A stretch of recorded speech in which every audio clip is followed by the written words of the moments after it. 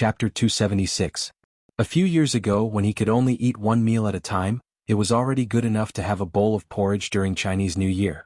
Now that he was not short of money, he could not continue living like that. Shopping for Chinese New Year goods was a must. After walking around the streets, Li could not carry all the things he bought with his two hands. "Martial uncle, let me carry it." The girl who insisted on becoming Rui's disciple hurried over and said. Unknowingly, he had grown up a generation. Li enjoyed being called martial uncle, but he still shook his head to show his refusal. Although the girl seemed to want to be Rui's disciple, her master did not agree. As the martial uncle, he could not overstep his boundaries and do things for her. Mississippi Lu did not agree, nor did she chase her away. The girl simply followed them.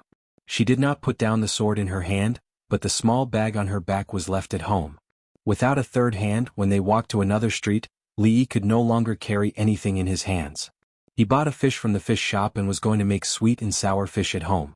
The girl took the fish from Xiao Huan at the right time and held it in her hand, then retreated to the back without saying a word. The young maidservant glanced at her. She only knew that this young lady wanted to become the second young Miss disciple, but the second young Miss had not agreed yet. It seemed a little inappropriate to let her carry things. Just as she was about to refuse, she turned her head and saw Li, who was covered in things. "Young master, let me help you carry some." She hurried over to help Li. After all, Xiao Huan cared for him, unlike Mississippi Lu, who was carefree and only wanted to buy the things she liked, but her hands were always empty. Since he already carried a fish, he did not mind letting her carry more things.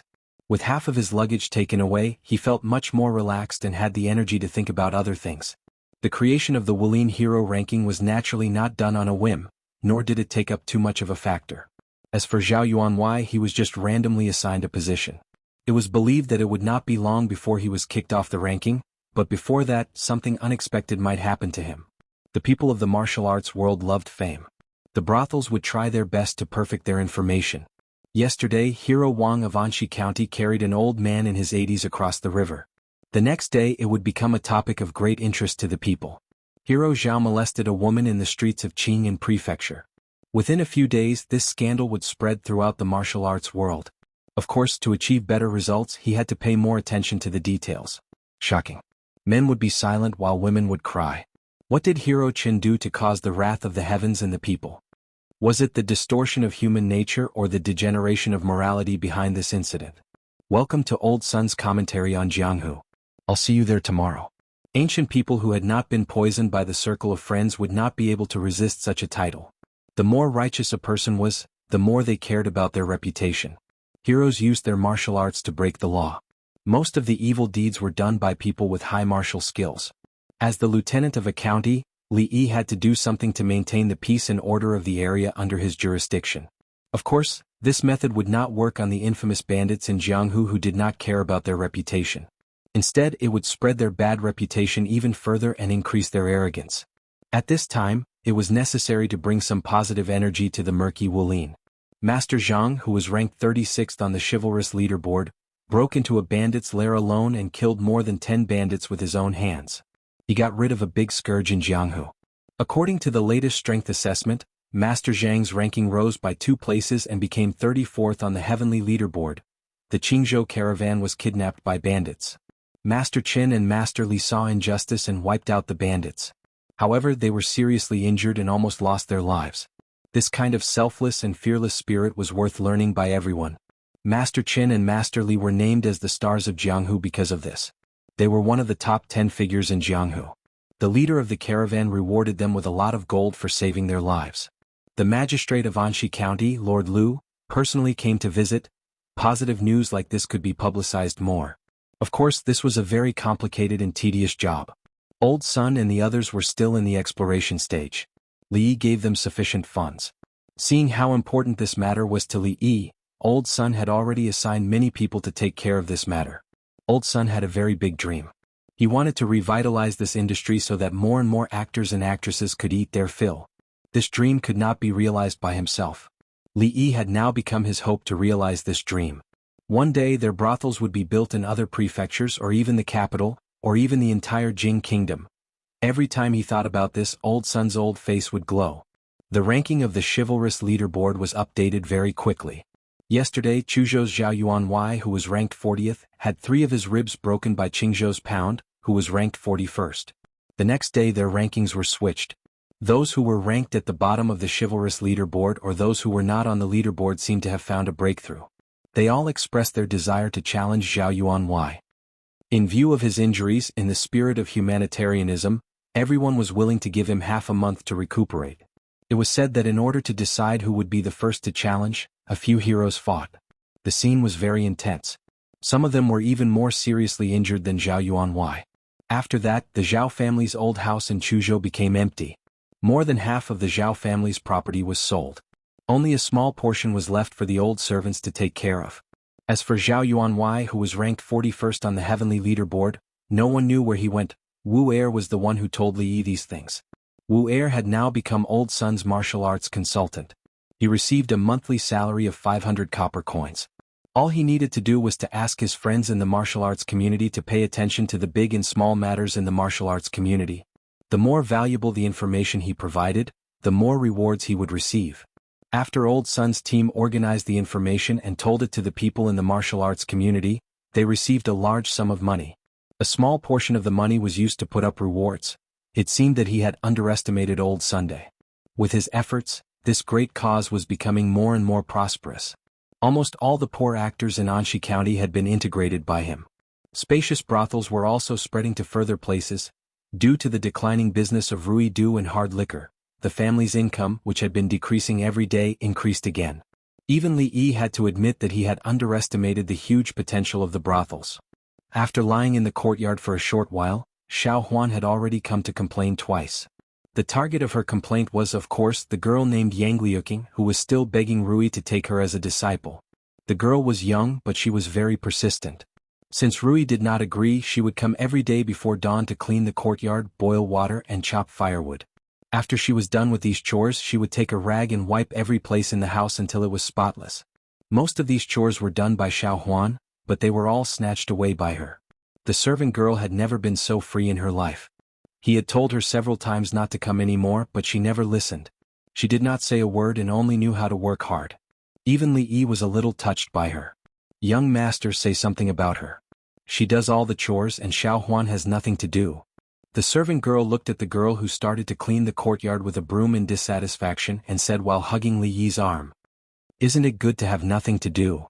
Li Yi knocked her head lightly and said, "Go play with Sister Su and the others. Let her do these chores if she wants to."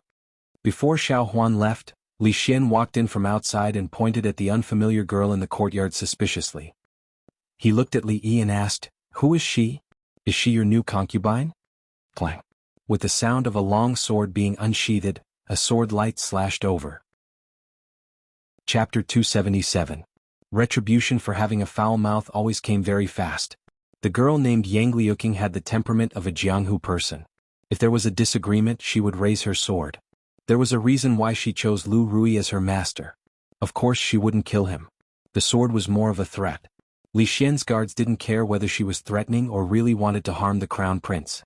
Anyone who dared to use weapons against the crown prince would be treated as an assassin. The two guards shouted. A flash of sword light flashed and collided with Yang Liuqing's sword. There was a sound of metal colliding. The girl couldn't help but take a few steps back. Li Xian's guards were all experts who were picked out of 100 or 1,000. Their strength was obviously better than Yang Liuqing's. Li didn't have a clear understanding of the girl's strength. He only saw her fight with Rui. She was captured alive before she could even make one move. However, this didn't mean that she was weak. Mississippi Lu couldn't be used as a reference. Li was very sure that even Li Xian's guards couldn't last one move against her. After forcing the girl to retreat, the two guards obviously didn't want to let her go. They took the opportunity to press on as if they wanted to capture her alive.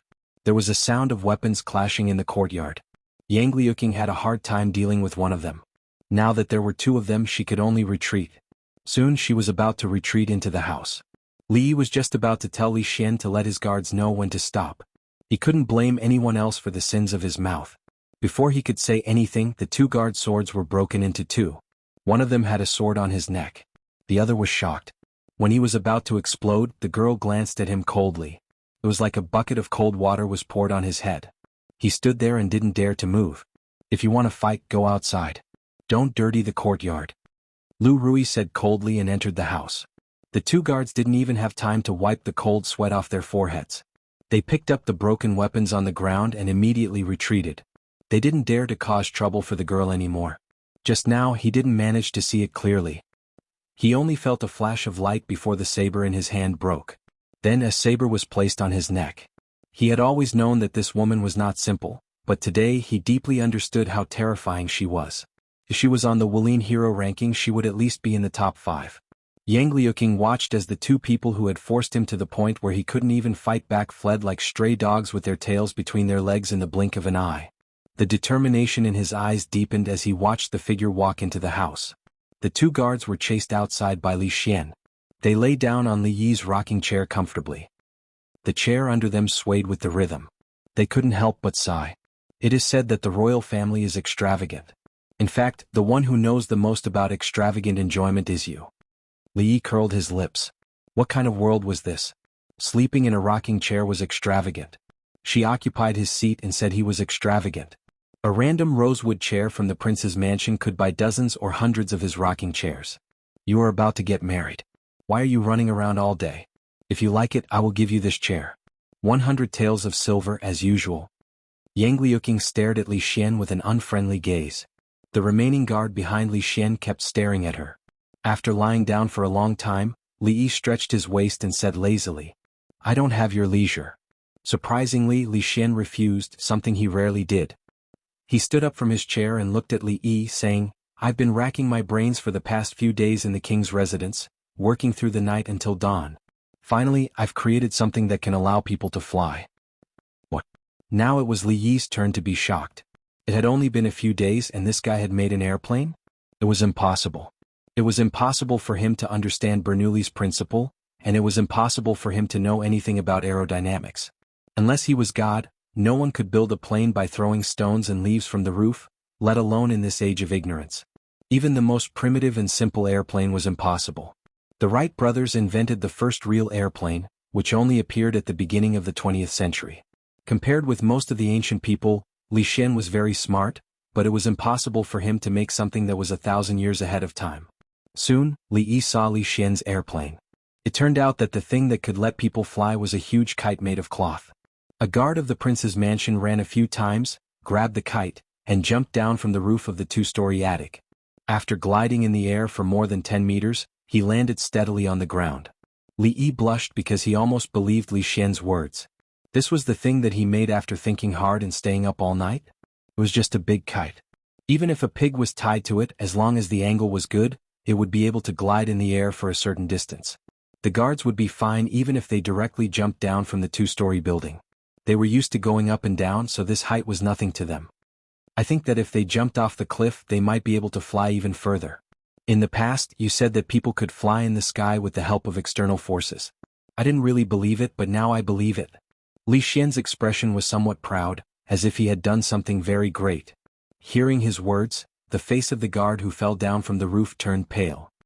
If they jumped down from the 2-story attic, they would only sprain their ankles at most. If they jumped down from the cliff, they might lose their lives. Li was a bit dispirited. He had completely lost interest in Li Xian's big kite. Even if Li Xian made a glider, he might be a bit happy, but it was better than this thing without any technical content. You'd better not let them jump down from the cliff. Your guards are good at fighting skills. If one of them dies, there will be one less guard. It's not worthwhile. Don't tinker with the kite anymore. When you're free, you should study the sky praying lantern. It's much more useful than making another big kite. Li Xian's guard looked at Li Yi as if he was looking at a savior. When His Royal Highness asked him to jump down from the cliff with the kite, he had even written his will. He tried to steal a native dog from the neighboring village and tie it to the kite. As a result, the moment he let go of the kite fell down. That dog was really miserable. If it was him, he might not be any better than that animal. However, dog meat was really delicious. He swore that it was the most delicious meat he had ever eaten in his life. Even His Royal Highness the Crown Prince was full of praises for it. Since then, the number of dogs in the prefectural city had been especially serious. Sky praying lantern? Li Xian's attention was diverted. He rubbed his chin and started to think about what Li Yi meant. The image of the sky praying lantern rising into the sky appeared in his mind.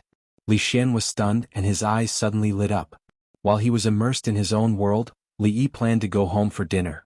A while ago, Li Xian was still having a headache about his marriage.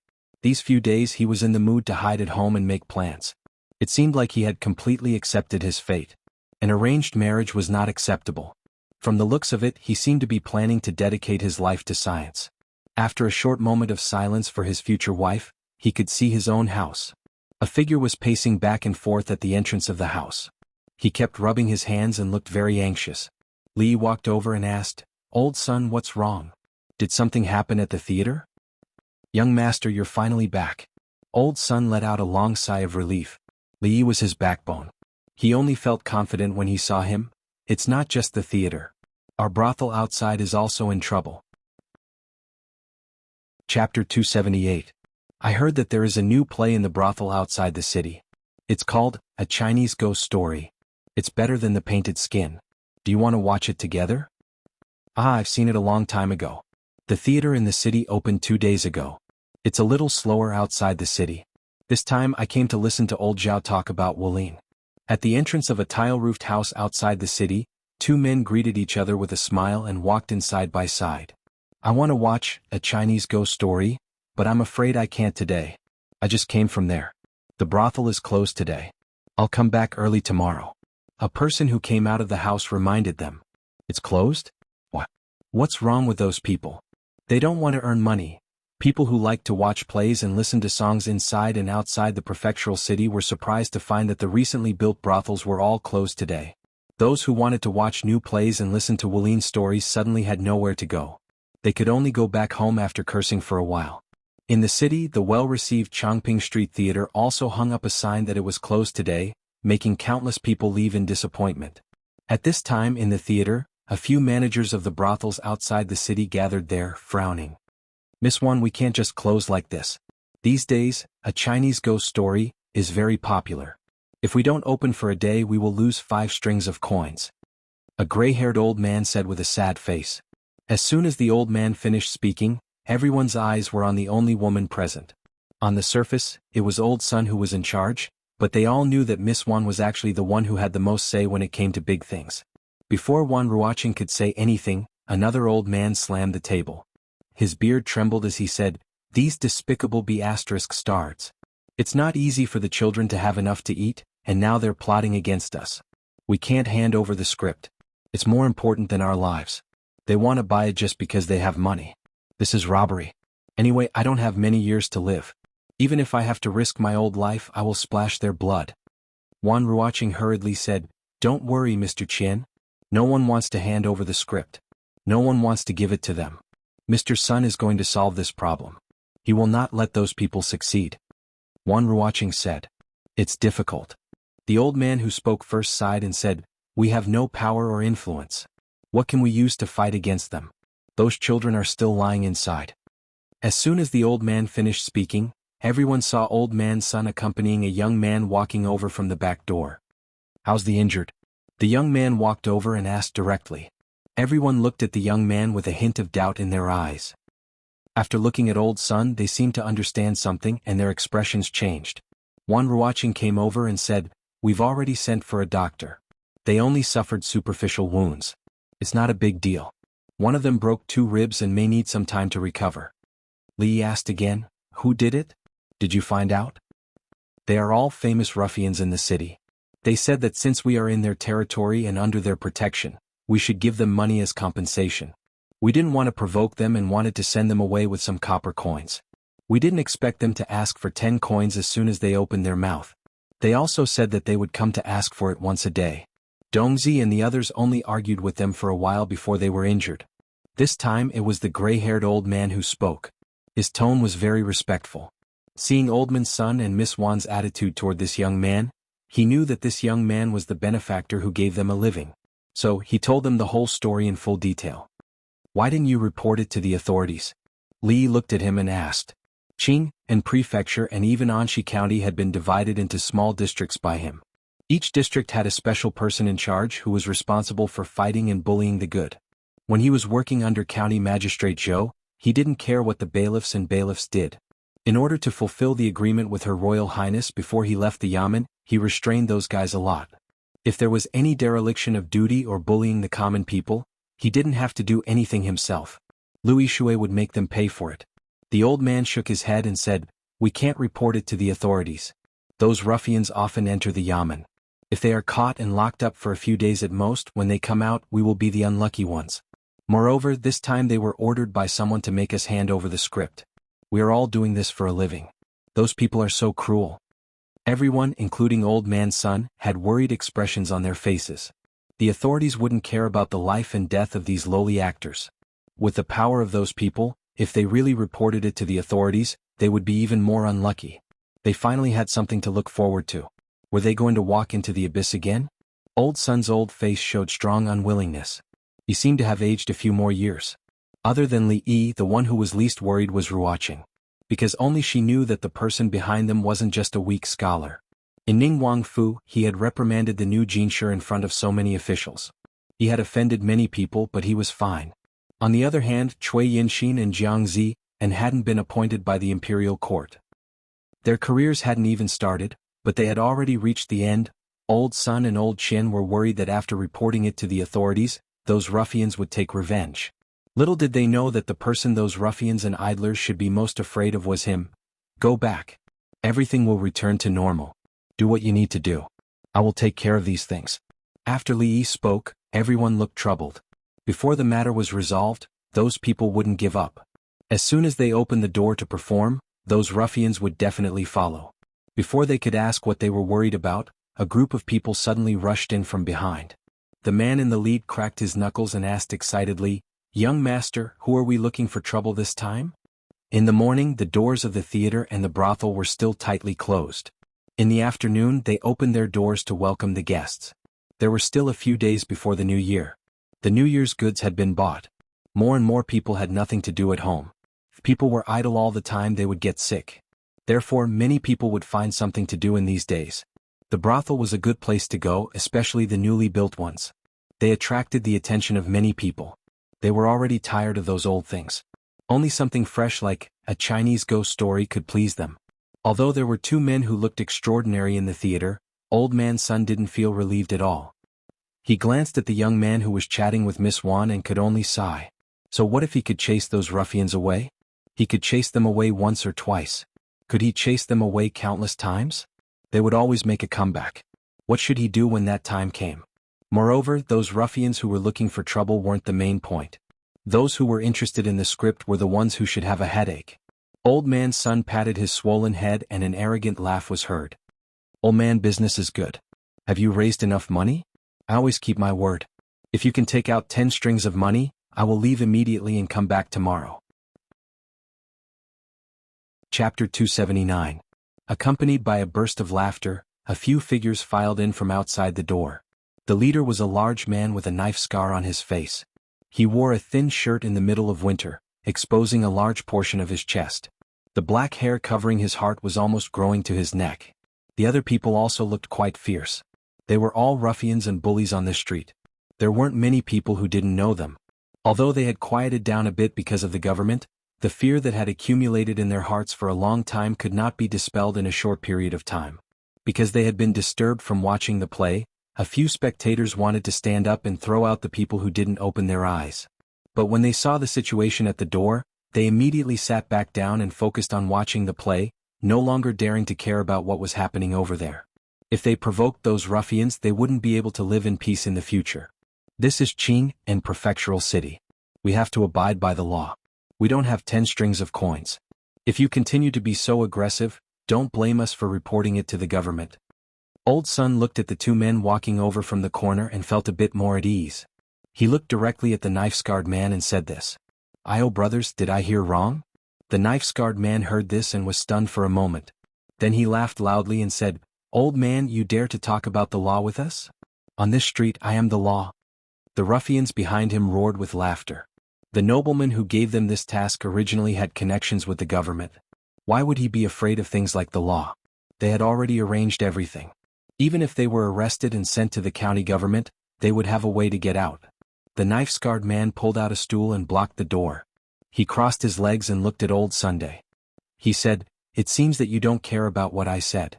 I will say it here today. 10 strings of coins, not a copper coin less. Otherwise I will smash your broken theater." "Smash the theater? Is this how you smash it? A voice suddenly came from the side. Before the knife-scarred man could react, a long stool flew from the side and hit him squarely in the face. A few bloody teeth flew out of his mouth. The knife-scarred man was sent flying. His face was covered in blood and he lay on the ground motionless. Oh, it's an acquaintance. Fong clapped his hands and walked over. When he saw the knife-scarred man lying on the ground, he was also stunned. Although his face was covered in blood, that iconic scar indicated his identity. A few months ago, wasn't this the guy who wanted two of the son-in-law's money and was caught and beaten up by them? Kill of kill. Seeing their boss fall to the ground after the stool, of blood was seen. Every year during the Qingming festival they would clear the weeds on his grave. They were hoodlums, not fugitives. They could extort a few copper coins in exchange for wine money, tease innocent women on the streets and take advantage of them. But when it came to murder and arson, they would never do it even if they were beaten to death. This was a matter of principle. He once had a few hoodlum brothers who had no principles. They did not behave like hoodlums and accidentally killed someone. Now the grass on his grave was 3 feet high. Every year during the Qingming festival, they would loosen the soil and weed out the grass on his grave. This. Old man Sun's face turned green, and his lips were trembling. Teaching these thugs a lesson was not a big deal. How did it lead to the death of a person? This.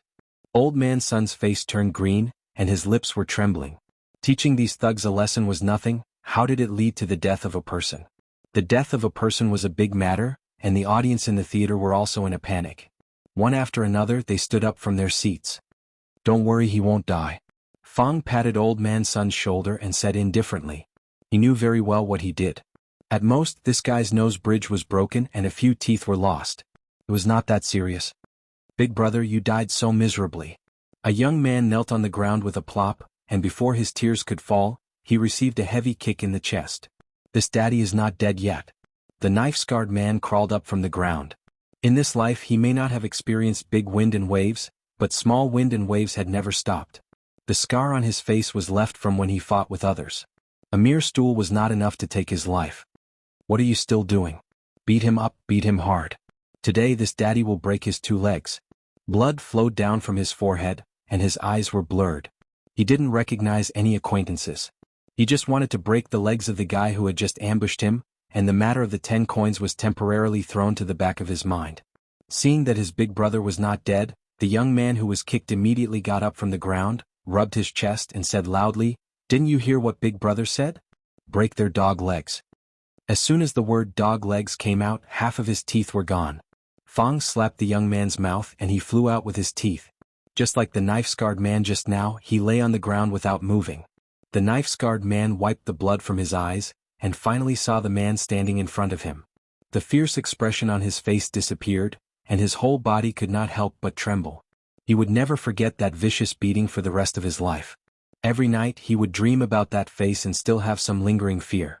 Those people were all monsters, even more barbaric than wild beasts. If it was possible, he would never want to meet them in his life. Unfortunately, the heavens did not give them good luck. In the moment he was stunned, the brothers he brought all fell to the ground and could not get up. This was such a familiar scene.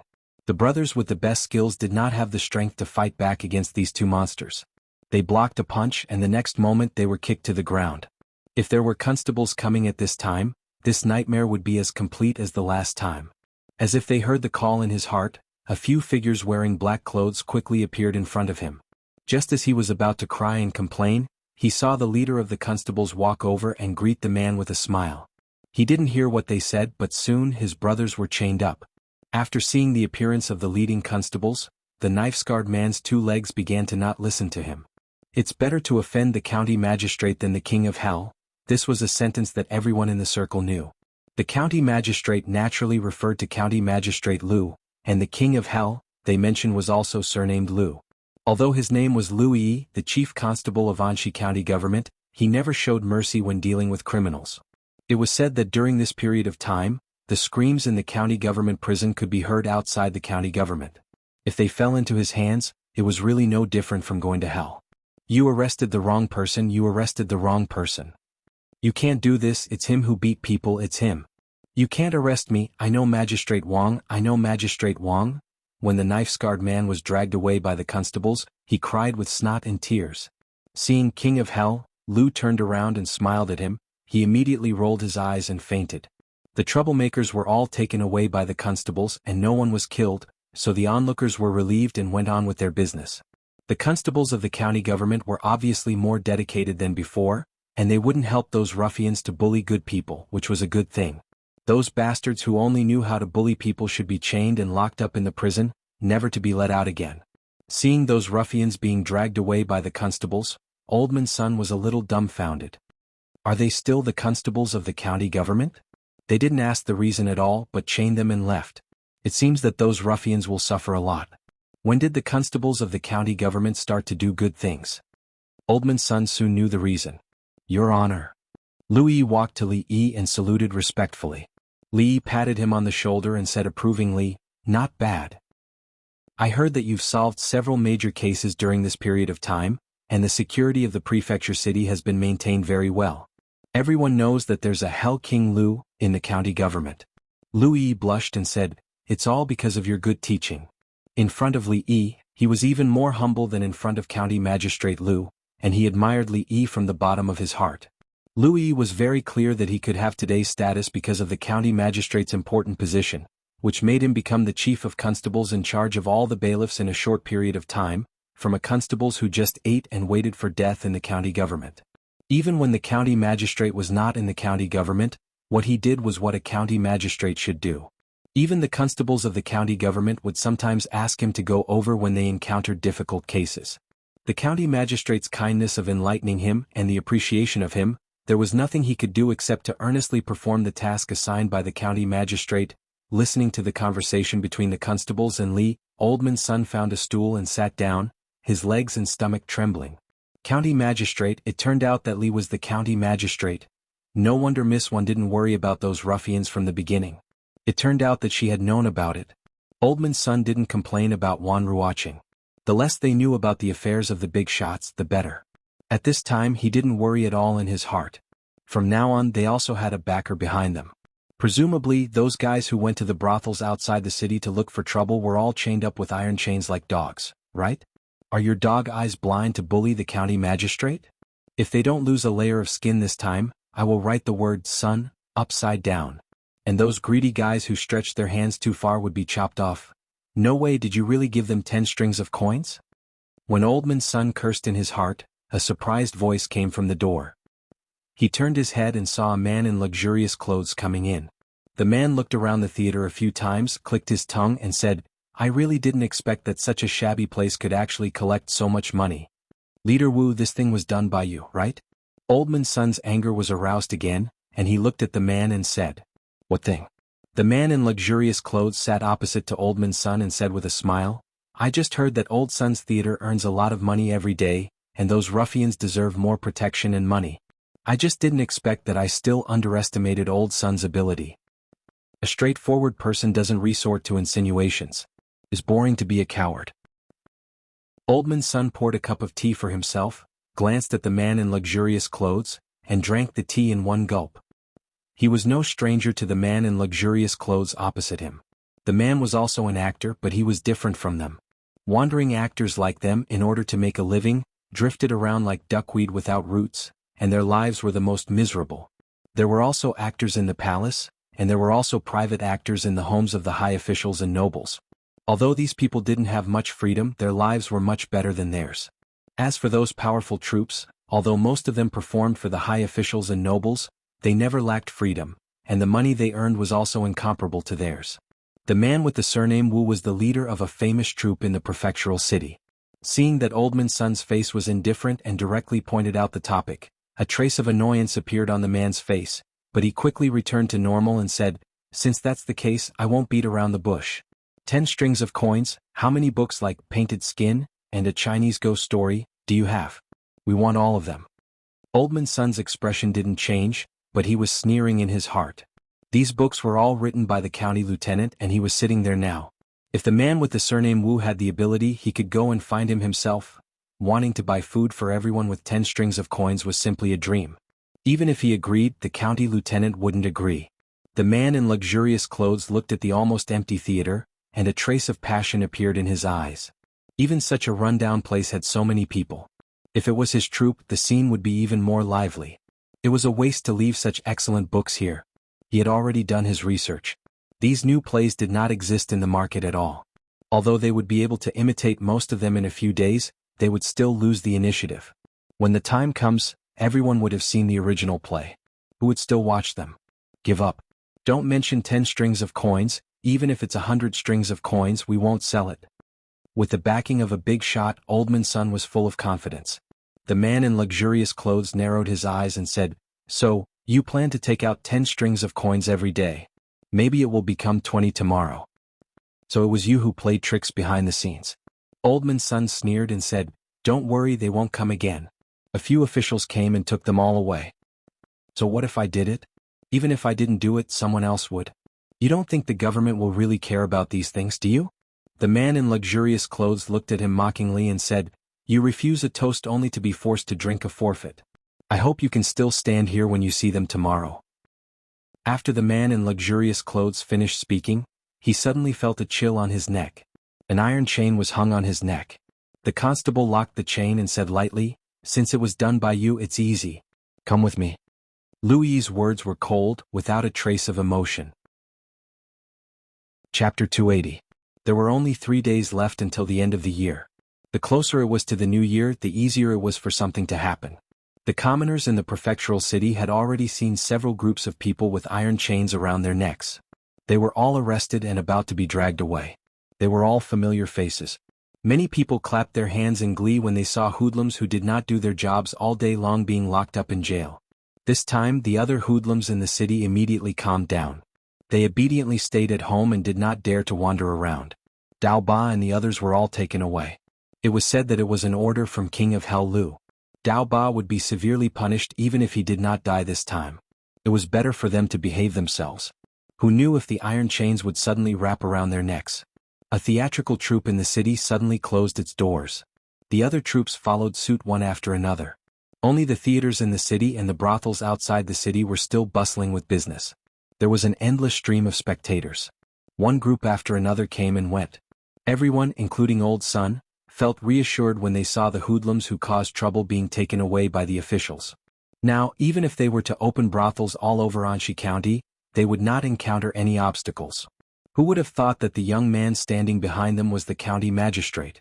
Which hoodlum would dare to be reckless? Li only asked the constables in charge of this street to pay more attention to this place. From today onwards, Old Sun and the others would most likely not encounter any obstacles. Perhaps it was because it was the new year, they did not see the young girl who had become their disciple these few days. Recently, it was a busy time for the women and children. They cleaned up the dust, said goodbye to the old and welcomed the new, and used flour to make all kinds of shapes. On the 30th day of the new year, the residence was already decorated with lanterns and colored banners. Regardless of ancient times or modern times, the New Year was the most important festival of the year. On the night of the New Year, the family could gather together for a reunion dinner. This meant that the family would still have a surplus at the end of the year. It was the happiest and most satisfying thing. Today was a special day. The streets in the city were not very lively. The shops were only open for half a day. When the sky turned dark, everyone returned home to prepare a sumptuous New Year's Eve dinner. After closing the door of the residence, the inside became a world of its own. For the naughty children, today was the happiest day of their lives. As long as they didn't cause too much trouble, their parents chose to turn a blind eye. After nightfall, a bonfire was lit in the outer residence. The naughty children kept throwing bamboo into the fire, listening to the crackling sounds of the bamboo. They competed to see who threw the bamboo into the fire with the loudest sound. This was the most traditional firecrackers. As for the nice-looking fireworks, they were too expensive. His parents could not bear to buy them. They could only watch as white light shot out from other courtyards explode in the sky. Every sound would cause the naughty children to scream. Li didn't have time to watch the fireworks. He was tired of all kinds of large-scale fireworks displays in his previous life. The scene here was too small and it didn't arouse his interest at all. In order to prepare a sumptuous New Year's Eve dinner, the whole family was busy in the kitchen. For the remaining dozen or so families in the mansion, this might be the most extravagant New Year's Eve of their lives. Even for the poorest family, there wouldn't be a single chicken, duck, or fish missing. The family didn't lack money. It was fine to be frugal during normal times, but now wasn't the time to be frugal. Li Yi moved a small stool and sat in the corner to prepare the fresh fish that he bought this morning. How could such a grand occasion miss out on sweet and sour fish? Xiao Huan added firewood to the stove. Rui blanched the cut meat in the water before scooping it out and placing it on a plate for later use. Beside the table, Rui's knife danced in the air, and the tofu was cut into triangular shapes with uniform size and thickness. This was the only work she could do in the kitchen. Tonight, apart from Miss Lu, everyone would be able to cook 2 dishes. Xiao Huan had already been trained by Li Yi. In this world, she had already become an existence of the level of a chef. Needless to say, Rui's cooking skills couldn't even be compared to Li Yi's. In just a short while, the table was filled with dishes. In the past, it was Xiao Huan or Rui who cooked. Li Yi and Rui only needed to move their mouths. Perhaps it was because the 3 people in the family were cooking and she was the only one standing at the side waiting for dinner. Mississippi Lu insisted on showing off her cooking skills. In the end, there was a plate of black substance in the middle of the table of delicious dishes. Li Yi found it hard to imagine that the black substance was Lu Rui's fried chicken chops. She had clearly covered the chicken in flour and fried it in oil before scooping it out. Such a simple procedure had resulted in such a product when it came to Lu Rui. Li Yi picked up the chopsticks and praised Rui's soup. The heat was just right. Xiao Huan's cooking skills had improved again, but she was unwilling to touch the charred substance. Try the dishes I cooked. Mississippi Lu picked up a piece of chicken chops and put it in Xiao Huan's bowl. Her eyes were fixed on him. Xiao Huan's pretty face turned pale. The thing she worried about the most had happened. She ran away quickly with the excuse of stomachache. Seeing that Rui's eyes were already looking at him, Li Yi's expression changed. Before he could react, there was an extra piece of black substance in his bowl. Mississippi Lu obviously didn't intend to let him go. It was her first time to cook. If he disgraced her this time, she might take revenge on him next time. Weighing the pros and cons, he felt that it was nothing to eat a little charred food. Eating charred food could make him rich. This was the principle his grandma told him when he was a child. Although it had never worked, maybe it would work here. A good fried chicken chops tasted like charred food. Li Yi had a new evaluation of Mississippi Lu's cooking skills. Such a girl could only be married in the future. In this world, a girl who couldn't cook would be driven out by her family the next day. How is it? Lu Rui looked at him and asked. Not bad. Li Yi picked up another piece and put it in her bowl. He said, you try it. After tasting her masterpiece, Mississippi Lu went to rinse her mouth with a gloomy face. After Xiao Huan came back, she quickly put the charcoal back when she was not there. She patted her little chest and looked like she still had a lingering fear. After rinsing her mouth, Mississippi Lu threw those things into the dustbin and didn't mention anything about cooking. After dinner, there were more activities. Xiao Huan and a few close friends were carrying out some secret activities. Li Yi lit the fireworks, which caused the naughty children to scream around him. There were explosions in the sky from time to time. Since he could remember, it was the first New Year's Eve without the Spring Festival Gala. It passed just like that. When the bell rang in the distant night, history turned to a new page. Time officially entered the 2nd year of Jinghe.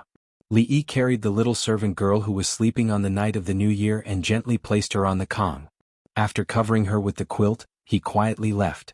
The fireworks in the distance were still brilliant. There was no ban on setting off fireworks and firecrackers here, and there was no need to worry about the haze. Li Yi stood under the porch and looked at the night sky in the distance. He didn't look away for a long time. The last time he saw something like this, it wasn't this sky. A long robe was draped over his body. Li Yi retracted his gaze. When he turned around, he embraced the woman in front of him. Under her slightly startled gaze, he held her hand and led her into the room. Chapter 281. When he was washing up in the morning, Li Yi found some blood under his nose. Recently he was indeed a little angry. After a few nights of improving their relationship, he could even sleep in the same bed with Rui at night. However, every time he was about to reach the last step, she would sleep in another bed. This was a sin. Li Yi even suspected that she was deliberately teasing him, but he could only sigh in his heart. When would these days come to an end? During the Spring Festival in the previous years, he had to visit his relatives and friends from the 2nd day of the new year. He had to give money to the younger generation until his hands were tired. This year he didn't have to go through this process. He came here alone. Although he was from the Li family village, he didn't remember the past. It was not an exaggeration to say that he was unfamiliar with the place and didn't have any sense of belonging there. Rui also didn't have any relatives here, so he spent the Spring Festival very leisurely. From the 3rd day of the new year, the girl named Yang Liuqing would appear at home on time. She was diligent and would appear wherever there was work. She would come early in the morning and only go back at night. She had completely put on the identity of a servant. It seemed that she wanted to use this method to impress Rui. Sometimes when Rui was practicing, she would stare at him without blinking. Rui also didn't chase him away, which made Li Yi feel a little strange. He didn't know what she was thinking, but he didn't intend to care. Whether she accepted a disciple or not was her business. These days he had his own things to do. This half a month was the busiest period of time in Qing and prefectural city. All officials, big and small, could not take a break. As the county magistrate, maintaining the security of the city was his main responsibility. The frequency of patrols on the streets had obviously increased. Every day they would deal with a few small cases. Fortunately, there were no major murders. With Lu Yi around, his subordinates could handle everything. When there was nothing to do, Li Yi would drink tea and read books in the county government office. It was extremely worry-free for the county lieutenant to do this. Daniel had been walking back and forth in front of Li Yi for a while, which annoyed Li Yi. Since he could get out of bed after his wounds got better, he ran to the government office to report. In addition to going to the brothel, he was also honest. However, no matter how honest he was, Li Yi wouldn't allow him to keep walking in front of him.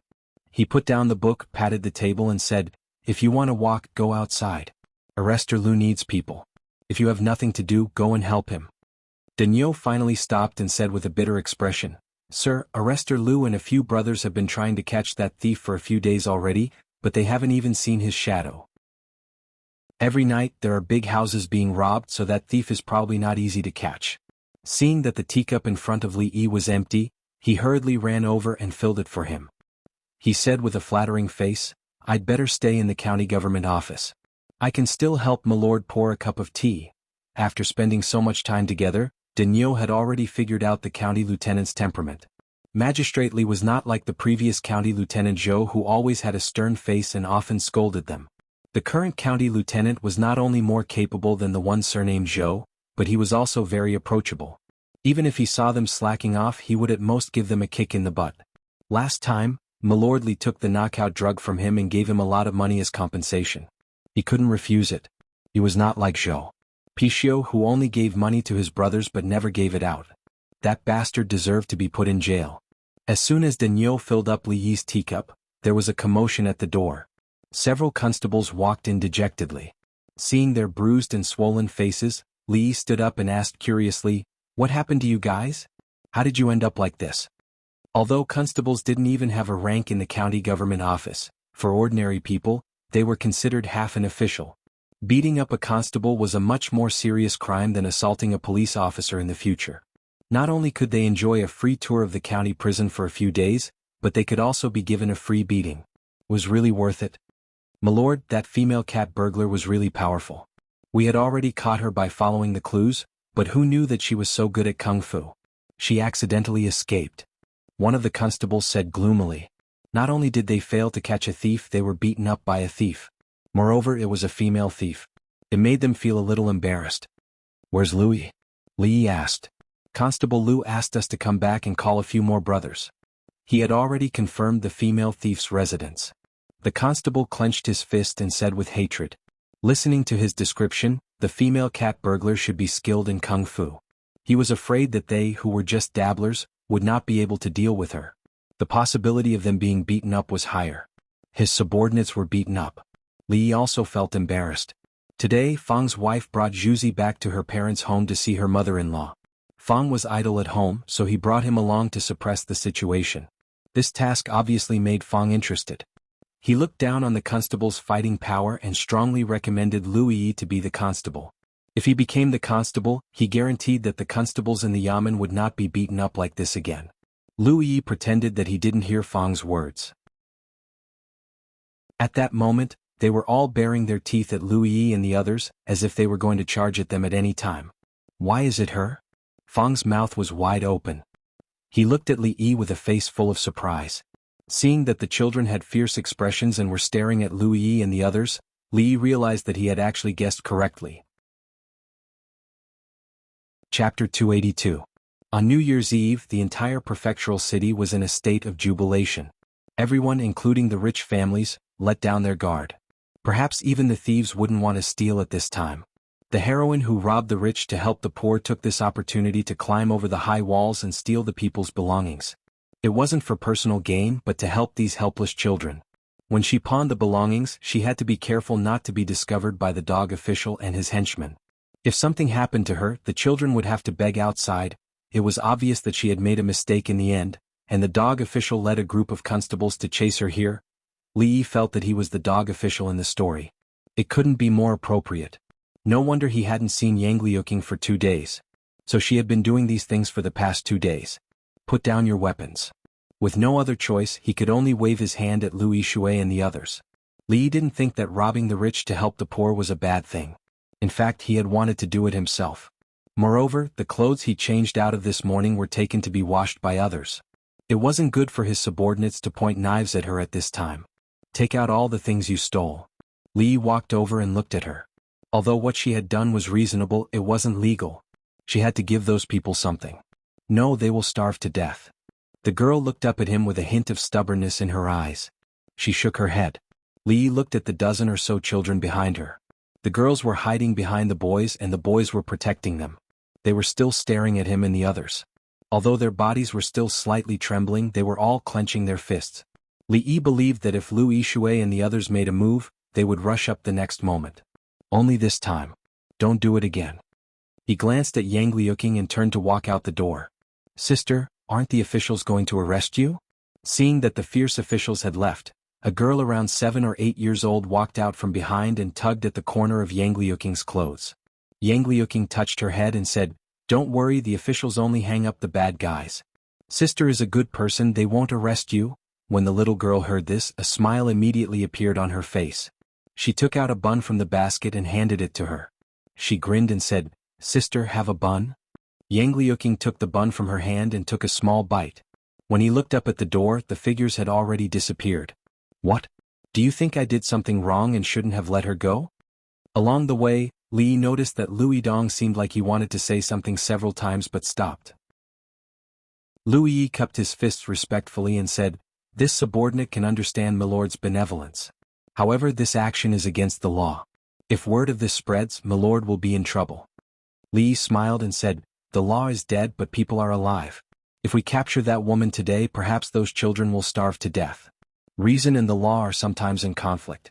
How to make a decision. As long as you're not letting your heart down, it's fine. Seeing the county lieutenant walk away, Louis Dong stood in the same place and fell into deep thought. Reason and the law. He muttered these words and a trace of confusion appeared on his face. After a long time, his confusion gradually became clear. He sighed. The jewelry that those rich families had lost was stolen by a great thief who roamed the various prefectures. The probability of getting it back was really too slim. Yang Liuqing swept the courtyard once again and sat on a stone bench in the corner. She looked at the young scholar who was holding a book in his hands. The strange chair he was sitting on was swaying back and forth. It seemed to be very comfortable. It wasn't until today that she found out that this seemingly weak scholar was actually an official. When she indirectly asked the young maidservant, the other party proudly told her that her son-in-law was a county magistrate and that he was in charge of a lot of officials. Apart from the first day they had come here, the two of them had not interacted much with each other. His impression of the young scholar was that he was lazy. As long as the sun was good outside, she would see him lying on that strange chair. Sometimes he would hold a book in his hand and sometimes he wouldn't. He seemed to practice martial arts as well. He would practice for at least 2 hours a day, but she didn't know which martial arts he learned. His fist technique was soft and didn't have any strength. Maybe he was just learning it for fun. No matter what, she couldn't associate him with an 8th-rank official. However, he had a good heart. If he didn't let her go today, those children would be begging on the streets.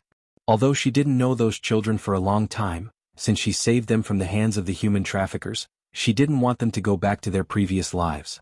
That's right, that strange fist technique. Her future master would sometimes practice it and he never avoided her. She really couldn't understand why she was so good at martial arts when she was the same age as her. She must be her disciple. If she could learn her skills, she should be able to take revenge, right? Li put down the book and looked back. That girl was in a daze again. He didn't expect that she was the female cat burglar. He heard that a lot of rich families in the city had been robbed. At night, when he saw a woman in white flying around on the roofs, he would kneel down and beg, "Ghosts, spare me." Those children were orphans. In this era there were no orphanages. If it wasn't for Yang Liuqing, they could only beg on the streets. The possibility of starving to death was very high, especially during the winter. This kind of thing was not uncommon. He couldn't let her keep robbing rich families. There would be a day when she would be exposed. If he could find some work for them so that they could support themselves, it would be considered a good deed. When the sky gradually darkened, another day had passed. Yang Liuqing came out of the big house. When he was thinking about the 2 moves that he learned today, he heard footsteps behind him. "Master." She turned her head. When she saw the young scholar, she hurriedly bowed. Li Yi waved his hand and said, "After buying a place for them to live, there's not much left. If we use it sparingly, it should last for a month. If they are willing, we can let a few older people work in the theater, such as assistants. You know the theater, right? Cleaning the tables and sweeping the floor, doing some light work. They should be able to support themselves. If they are willing, they can let a few of the older ones work in the theater as assistants. You know the theater, right? Cleaning the tables, sweeping the floor and doing some light work. They should be able to support themselves." Li Yi nodded. "Chongping Street Theater. Just say that it's my idea.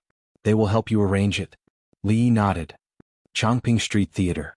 Just say that it's my idea. They will help you arrange it." Joy appeared on Yang Liuqing's face. When he was about to thank him, several figures came over. Li Yi planned to go home and hide for a while. He didn't know how far Li Xian's airplane research had progressed, and whether he had used the Kongming lantern to take the dog into the sky. Based on the current conditions, without the right materials, the hot air balloon thing couldn't be realized. Even if he asked him, it would be useless. "I'm leaving." Unexpectedly, Li Xian didn't come to ask him how to fly into the sky. Instead, he went straight to the point with a dispirited look on his face. Li Yi's expression changed slightly and he hurriedly said, "Isn't it just marrying a woman I've never seen? It's nothing. It's all the same even if she's covered with a blanket. Besides, you said that the woman is an outstanding beauty. No matter how you look at it, it won't be a loss. Don't take things too hard. It's not because of this matter." Li Yi's expression changed again. "Could it be that you have an incurable disease? This is a bit troublesome, but don't give up. You are the son of King Ning. What kind of famous doctor can't you find? Don't give up treatment. I'm going to the capital," Li Xian said with a long sigh. Li Yi patted his chest and glanced at him. "This old man can't even speak clearly. Go to the capital, go to the capital. It's not like you're going to hell. Do you have to be so desperate and want to commit suicide?" Chapter 283. Winter was not a good season to bid farewell. There had been no snowflakes since the spring festival. Otherwise, he could copy Shouying Jing's poem for him. Song of White Snow sends Li Xian back to capital city. The north wind blows the white grass and it snows in August. I'm leaving tomorrow. Tonight I'll treat you to a drink in Jade's yard. Don't go home until you're drunk. Li Xian waved his hand and said straightforwardly. Li Yi did not understand how his jadeite yard came about. He went to jadeite yard to listen to music, he went to jadeite yard to eat, he went to jadeite yard to drink, but strangely he never did anything serious there. Forget about Jade's yard. Let's go to Rui yard as usual. Drunkenness would cause trouble. It was okay in his own home and nothing would happen. But in a brothel, Li Yi was really worried about his chastity. Don't be so wishy-washy. What's so good about Rui yard? Let's go to Jade's yard. Li Xian took the lead and 2 guards carried Li Yi, who was very reluctant. In Yang Liuqing's surprised eyes, they soon disappeared. The night was always the busiest time in the brothels, especially on the 1st and 15th day of every year. It was the day when the brothels competed for the courtesan bell. All the famous courtesans tried their best to get a high ranking. This was a great help to improve their fame and value. If they could become one of the top 10 courtesans, they would be pursued by countless people in the following year, and they would gain both wealth and fame. For their girls, all the brothels actively cooperated with the publicity. Prostitutes, who were rarely seen, performed on the stage one after another, which naturally attracted the attention of a group of wolves.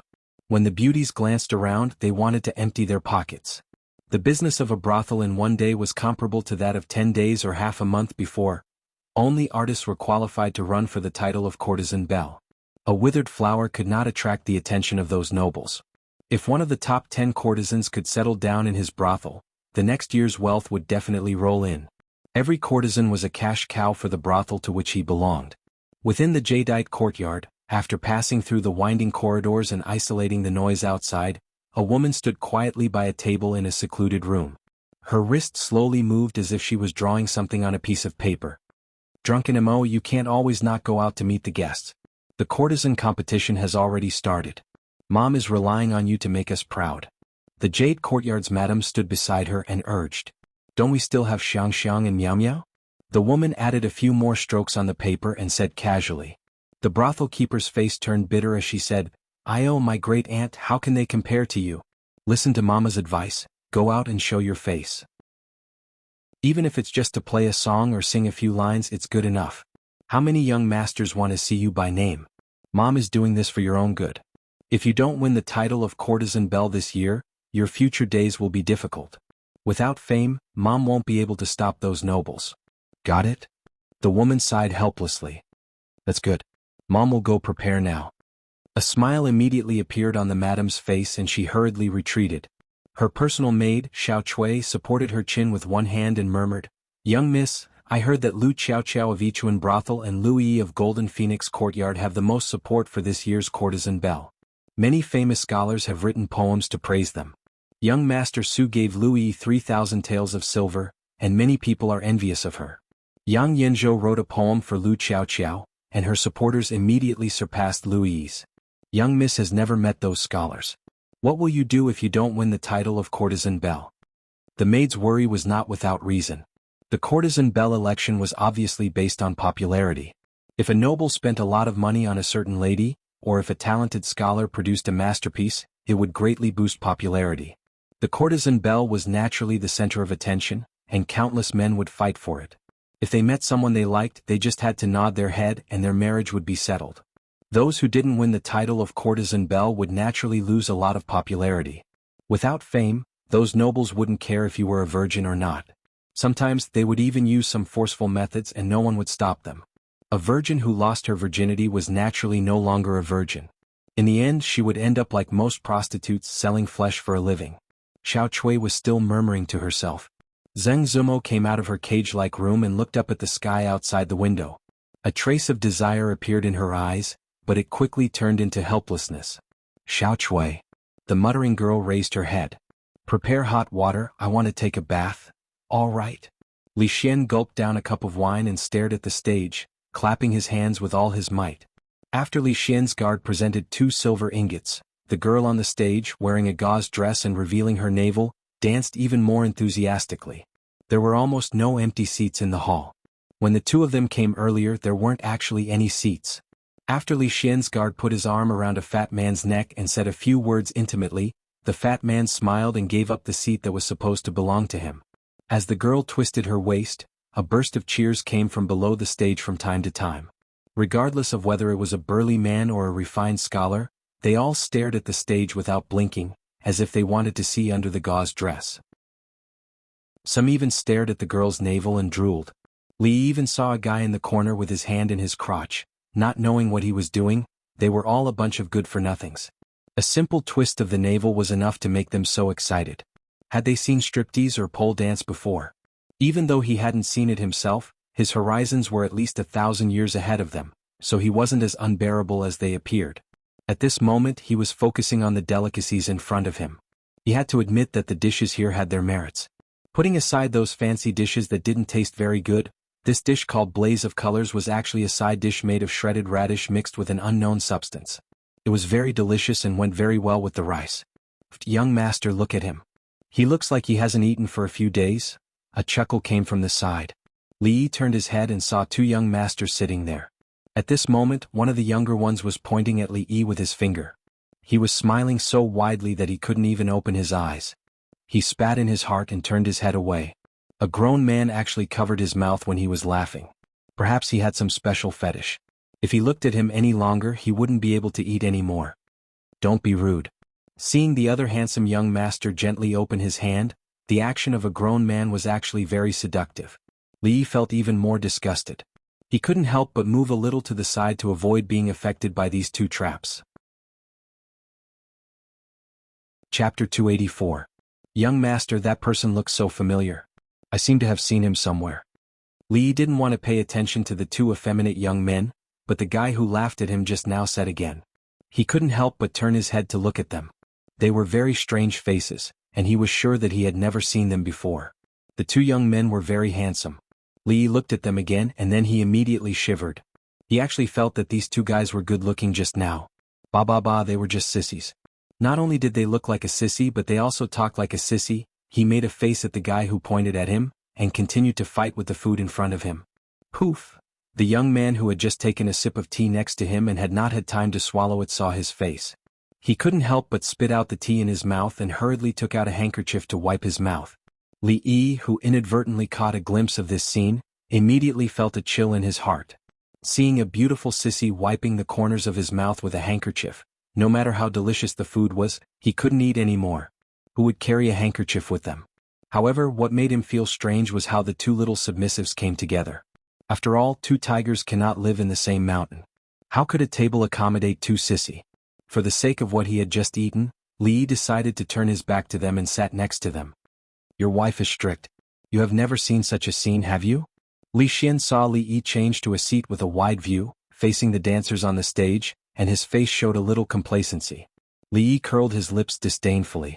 When he secretly watched the Japanese bisexual, he didn't know where this guy was. It was a big scene to show his belly button. If he saw the striptease of the future, he would have a nosebleed. As if he didn't see the disdain on his face, Li Xian tempted him and said, "Anyway, you have nothing to do here.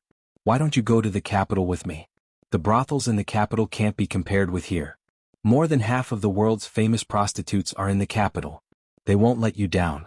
What's more, once you get there, your wife won't be able to control you anymore. You can do whatever you want."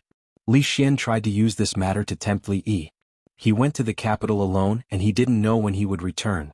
Without Li Yi, when his research encountered difficulties, he might not be able to get any inspiration, and it might be put on hold indefinitely. Bah!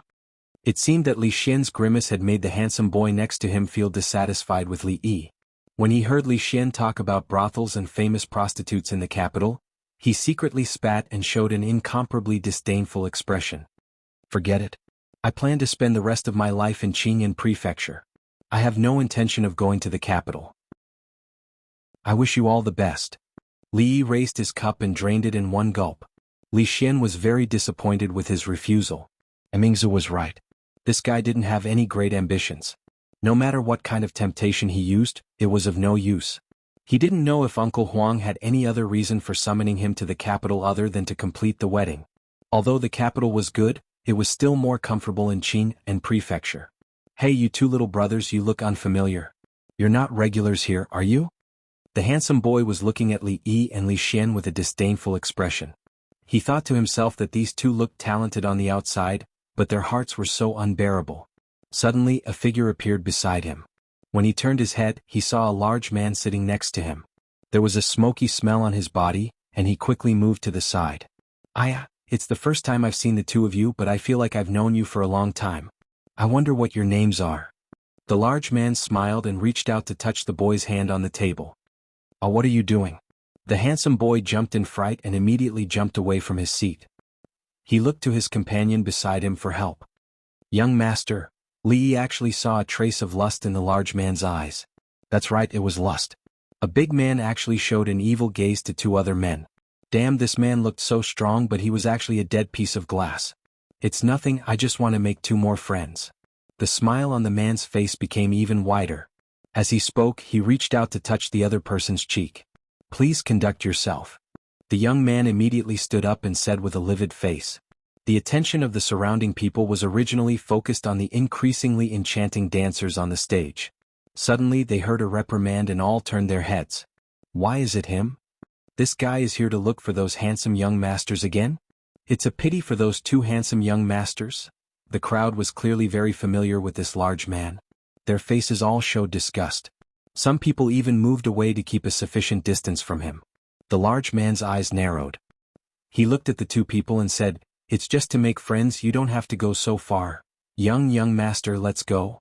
The handsome boy pulled the young man's hand and said in a low voice with a pale face. Looking at the unfriendly large man, the young man's face also turned pale. He somewhat regretted sneaking out tonight. Just as he was about to pull the boy away, the large man sneered and blocked in front of them. He said, "The fun has just begun, don't be in such a hurry to leave." Li Yi sighed and planned to stand up. He didn't have a good impression of the two sissies. He didn't discriminate against the large man's fetish. However, this kind of thing was about mutual consent. There was no point in forcing or threatening them. As the county lieutenant of this county, since he encountered this kind of thing, he couldn't just stand by and watch. However, the human feelings of this era were far from as indifferent as the future. There was no lack of heroes who would pull out their swords to help when seeing injustice. His Highness, who always had a strong sense of justice, was clearly such a hero. Scram, don't disturb this young master's mood. Li Xian's method was simple and crude. He stood in between the large man and the two people with a disdainful expression. He acted like a spoiled brat to the extreme. A few guards already followed him. If the large man made any strange movements, he would immediately be cut into pieces. The boy and the young man looked at him with eyes filled with deep gratitude. Oh, this little brother is quite handsome. The large man originally wanted to get angry, but when he saw that the person in front of him was actually a similarly handsome young master, a smile appeared on his face. Li noticed that Li Xian's expression was starting to freeze. He knew that this guy was finished. If it were him, he would have already demonstrated a whole set of 18 dragons subduing palms on this man's body. Knowing that the person in front of him was helping him out, the young man hurriedly cupped his hands towards Li Xian and said, "Thank you, young master." Step back. Li Xian's face was cold. He extended his arm and signaled the two people to step back. When he accidentally touched the young man's chest, he lightly patted it twice. He looked at him in surprise and said, "I couldn't tell, but this brother's body is quite sturdy." Young master. The boy watched as the man patted his young master's chest twice. He was speechless with his mouth wide open. As for the young man who was praised by Li Xian for having a sturdy body, he lowered his head to look at his chest. After a moment of shock, he raised his head to look at Li Xian in disbelief. His face was already completely red. Li Xian no longer cared about the young man. He turned around and looked coldly at the large man. He said indifferently, "Drag him out." These days he had accumulated a lot of resentment in his heart. It was time to vent it. At first, the large man did not understand his words.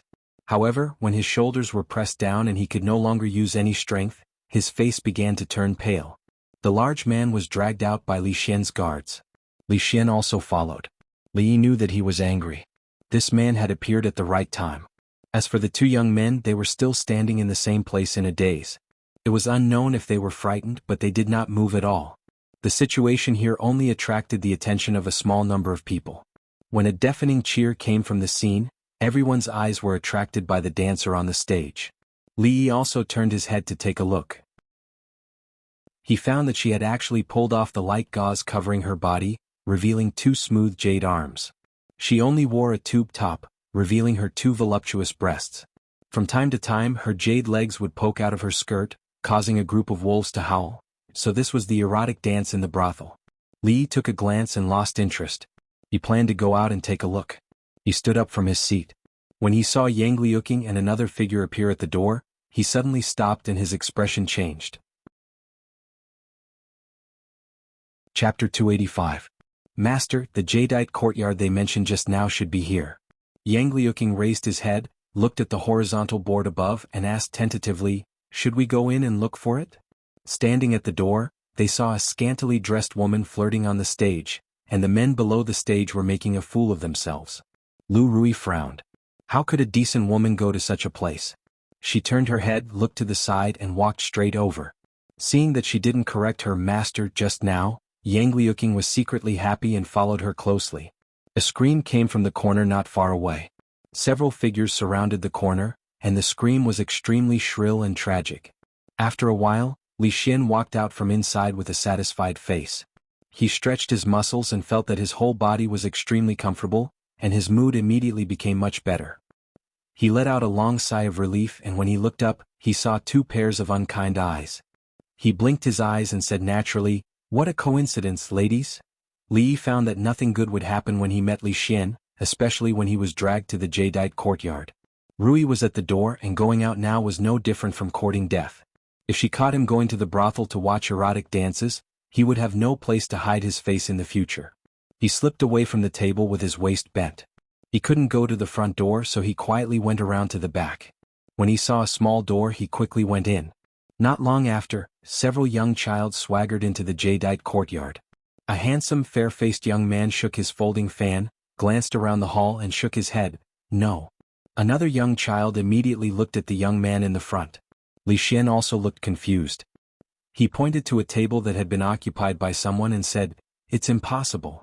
He was here just now." He looked back at the guards and asked, "You guys, did you see him go out just now?" "No." The guards shook their heads. The young man weighed the folding fan in his hand and said indifferently, "Go in and look for it."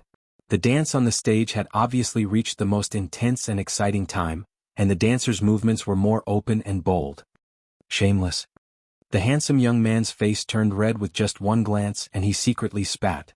When he turned around and saw that the young man's face was also a little red, his heart calmed down a lot, but he no longer dared to look at the stage. Damn it, don't tell me there's no back door in this jade courtyard? Who knew how many corridors, how many moon gates, and how many twists and turns he actually returned to the starting point? He planned to sneak over to see if Rui had left. Just as he took a step forward, he saw two handsome young masters walking out from the small door. When he took a closer look, he realized that they were not handsome young masters at all. They were Lu Rui and Yang Liuqing disguised as men. Others might not be able to recognize them easily if they changed their clothes and tied up their hair, but how could Li Yi not recognize them after getting along with them for so long? There was still a distance to the nearest moon gate. It was definitely too late to retreat, and it was a dead end to go forward. Li Yi wished he could use the earth burrowing technique at this time. Squeak. The door next to him opened a gap, like a strong light in the darkness. After being startled for a moment, Li Yi stepped in without any hesitation. When the two handsome young masters looked over, there was no one in the courtyard. "Ah, who are you? Get out quickly."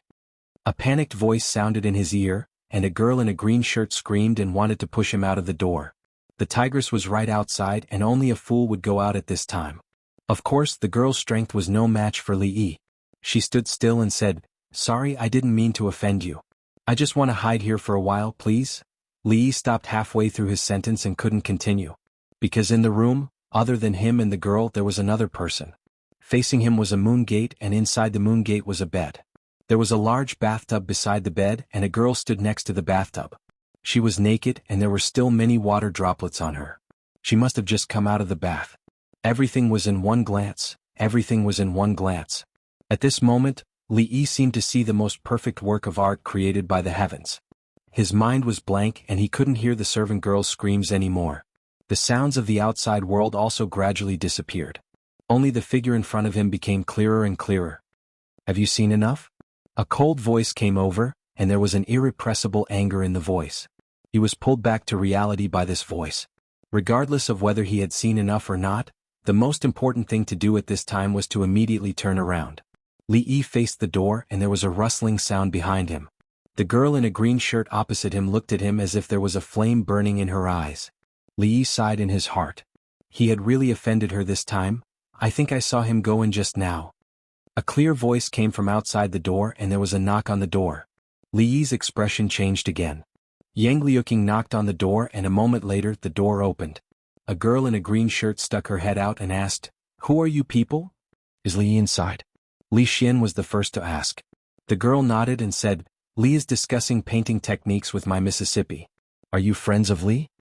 When Li Xian and the other two walked into the room, they saw Li Yi standing next to the table, and it seemed like he was painting. A young girl stood next to him and looked at him attentively. The two of them were dressed neatly and did not look messy at all. It did not seem like they were doing something dirty.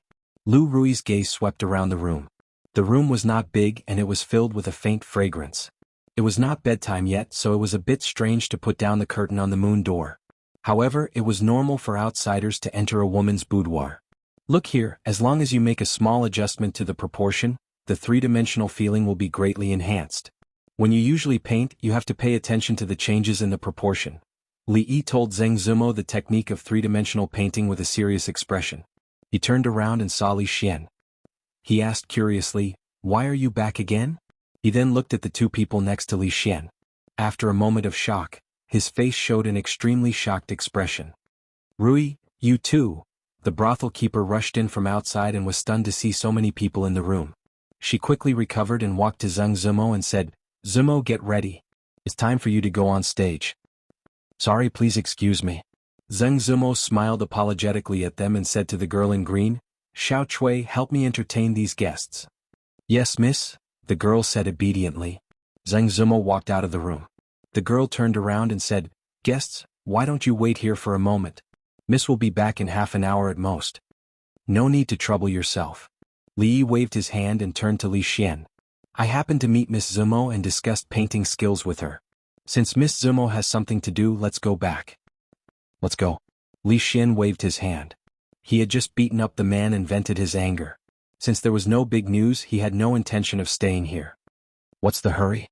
Since we are here, let's watch for a while before leaving. This is my first time in a brothel.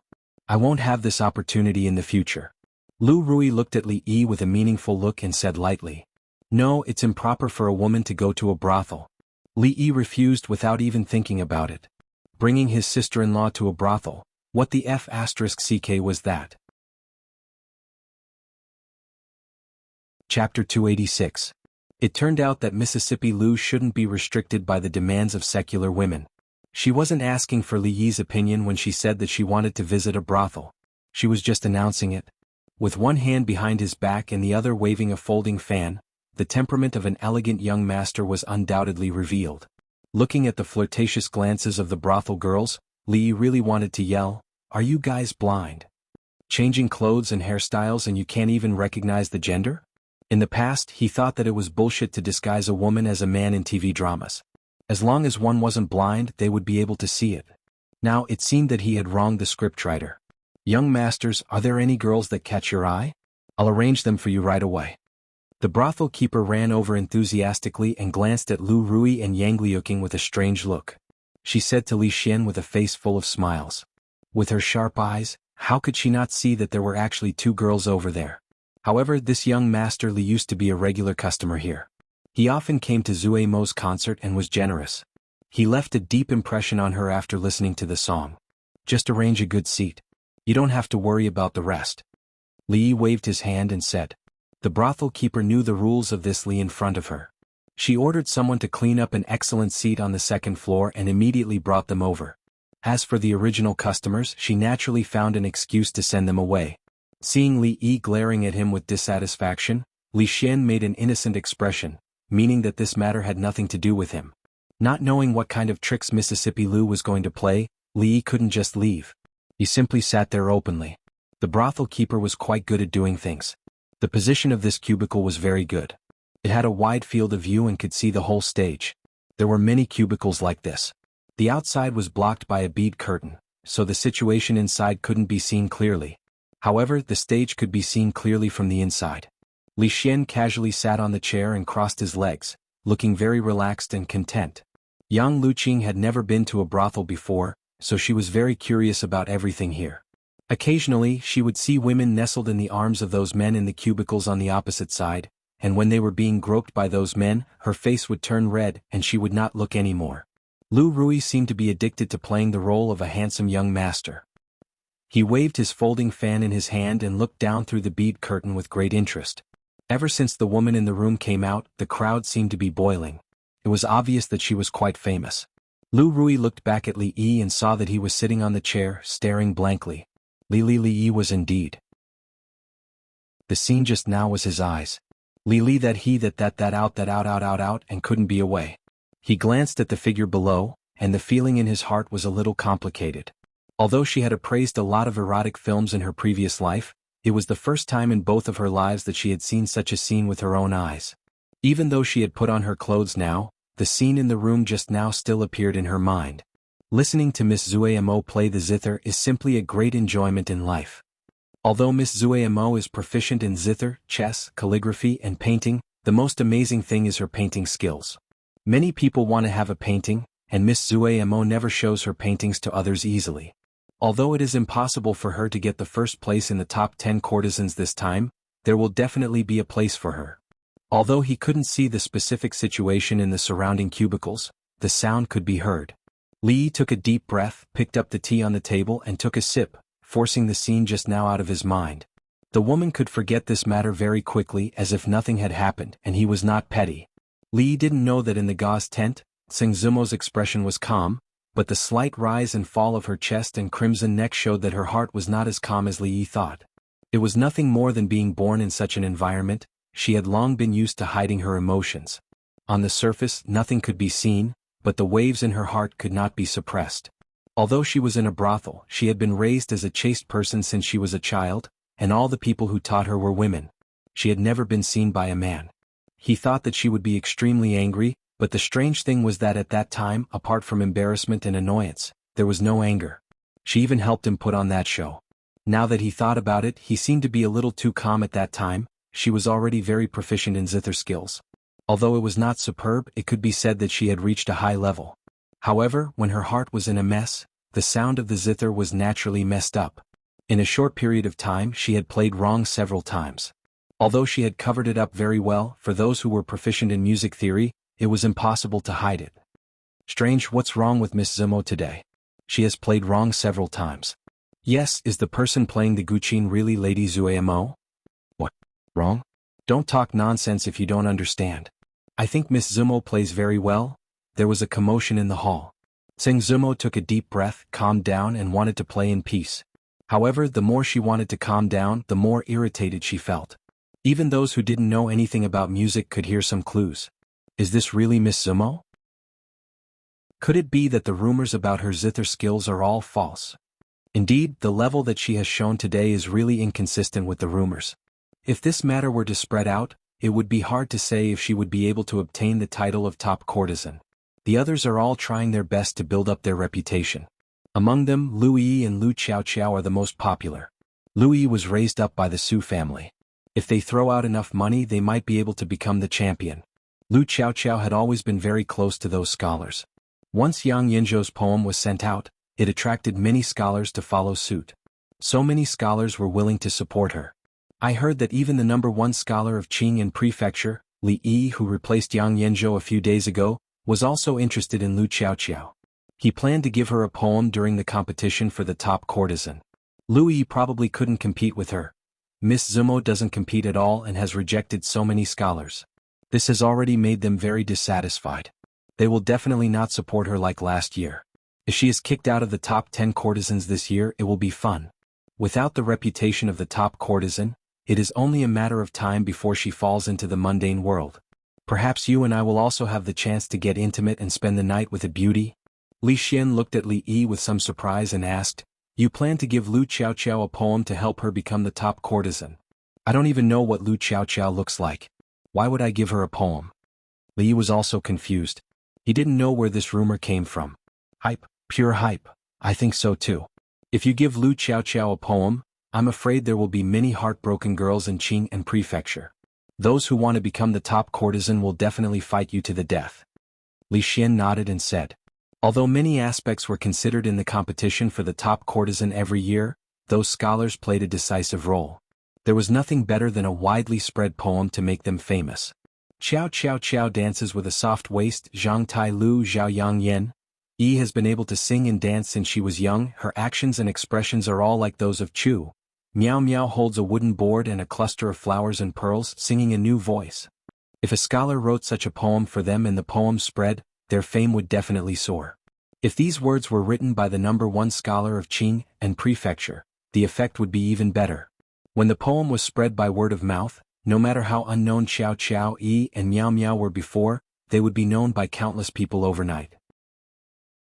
Although this #1 scholar was so low-key that many people had even forgotten his name, Li Xian could be sure that if he wrote a poem for a girl, the position of the top courtesan would not be contested by others. They would just go and do what they were supposed to do. Chapter 287. There's something wrong with Zumo today. Behind the stage, the procuress of the Jade Courtyard frowned and murmured as she listened to the music. When she was young, she was also the most beautiful girl for a time. She dabbled in zither, chess, calligraphy, and painting. Although she had never touched those things after changing professions, she still had the ability to appreciate them. There was something wrong with the music today. A woman with phoenix eyes next to the procuress waved a round fan in her hand. She glanced down and said, "Who knows? She is the top girl in the courtyard. Even if her zither skills are a little worse, it doesn't matter. There are still so many stinky men who are willing to support her." "Not necessarily." Another woman in a pink gauze dress with a sharp chin said, "Young Master Qin is supporting Lu Xiaoqiao this year. I heard that he has written a lot of poems for her. Young Master Zhu just spent 500 taels of silver on Lu Yi early in the morning. As for young Master Xiao, he glanced at the woman with phoenix eyes and said in a strange tone, touch your conscience and tell me how many times he has asked to see you this month. Don't think that I don't know what the two of you have been doing in the room. Is it my fault that young Master Xiao likes me? The woman with phoenix eyes rolled her eyes at her, but her tone was full of schadenfreude. The young Master Qin, young Master Zhu, and young Master Xiao they mentioned were all people who strongly supported Zheng Zimo last year. Without their support, she might not have a place among the top 10 beauties last year. However, during this time, no one knew what had gotten into her. She hid in her room all day, writing and painting. She never saw guests and even refused the invitation of these three young masters. Being humiliated, the three of them were naturally dissatisfied. In this day and age, who didn't support was the same. Without Zheng Zimo, there was still Zhang Zimo and Li Zimo. Why should they think too much? What did you just say? What happened to young Master Qin, young Master Zhu, and young Master Xiao? Tell me clearly. The procuress' face changed and asked hurriedly. What else can it be? Zuemo doesn't want to see them, and they have already turned to support someone else. Mom, if you want to support another top beauty, you have to put in more effort. The woman with a sharp chin said in a weird tone. Get lost, both of you. You traitors. You don't want to see me do well, do you? If the Jadefield courtyard collapses, the two of you will have nothing to eat in the future. An angry expression appeared on the madam's face. She raised her hand and viciously slapped the two of them on the back a few times. The two of them screamed and ran away. When the madam looked at the figure playing the zither below again, her expression began to fluctuate. Drunk Ink was the star of the Jadeite courtyard and her money tree. At least 30% of the guests who came to the Jadeite courtyard came for her. Every brothel would have such a pillar. As long as the pillar did not fall, the business of the brothel would always be prosperous. The reason that the Jadeite courtyard could occupy a place among so many brothels in Qing and Prefecture was because one of the top 10 top beauties was here. She was their signature. No matter how good the other girls were, this signature was indispensable. Without this signature, they would immediately become a second-rate brothel. Young Master Qin was an outstanding talent among the talents and had great influence.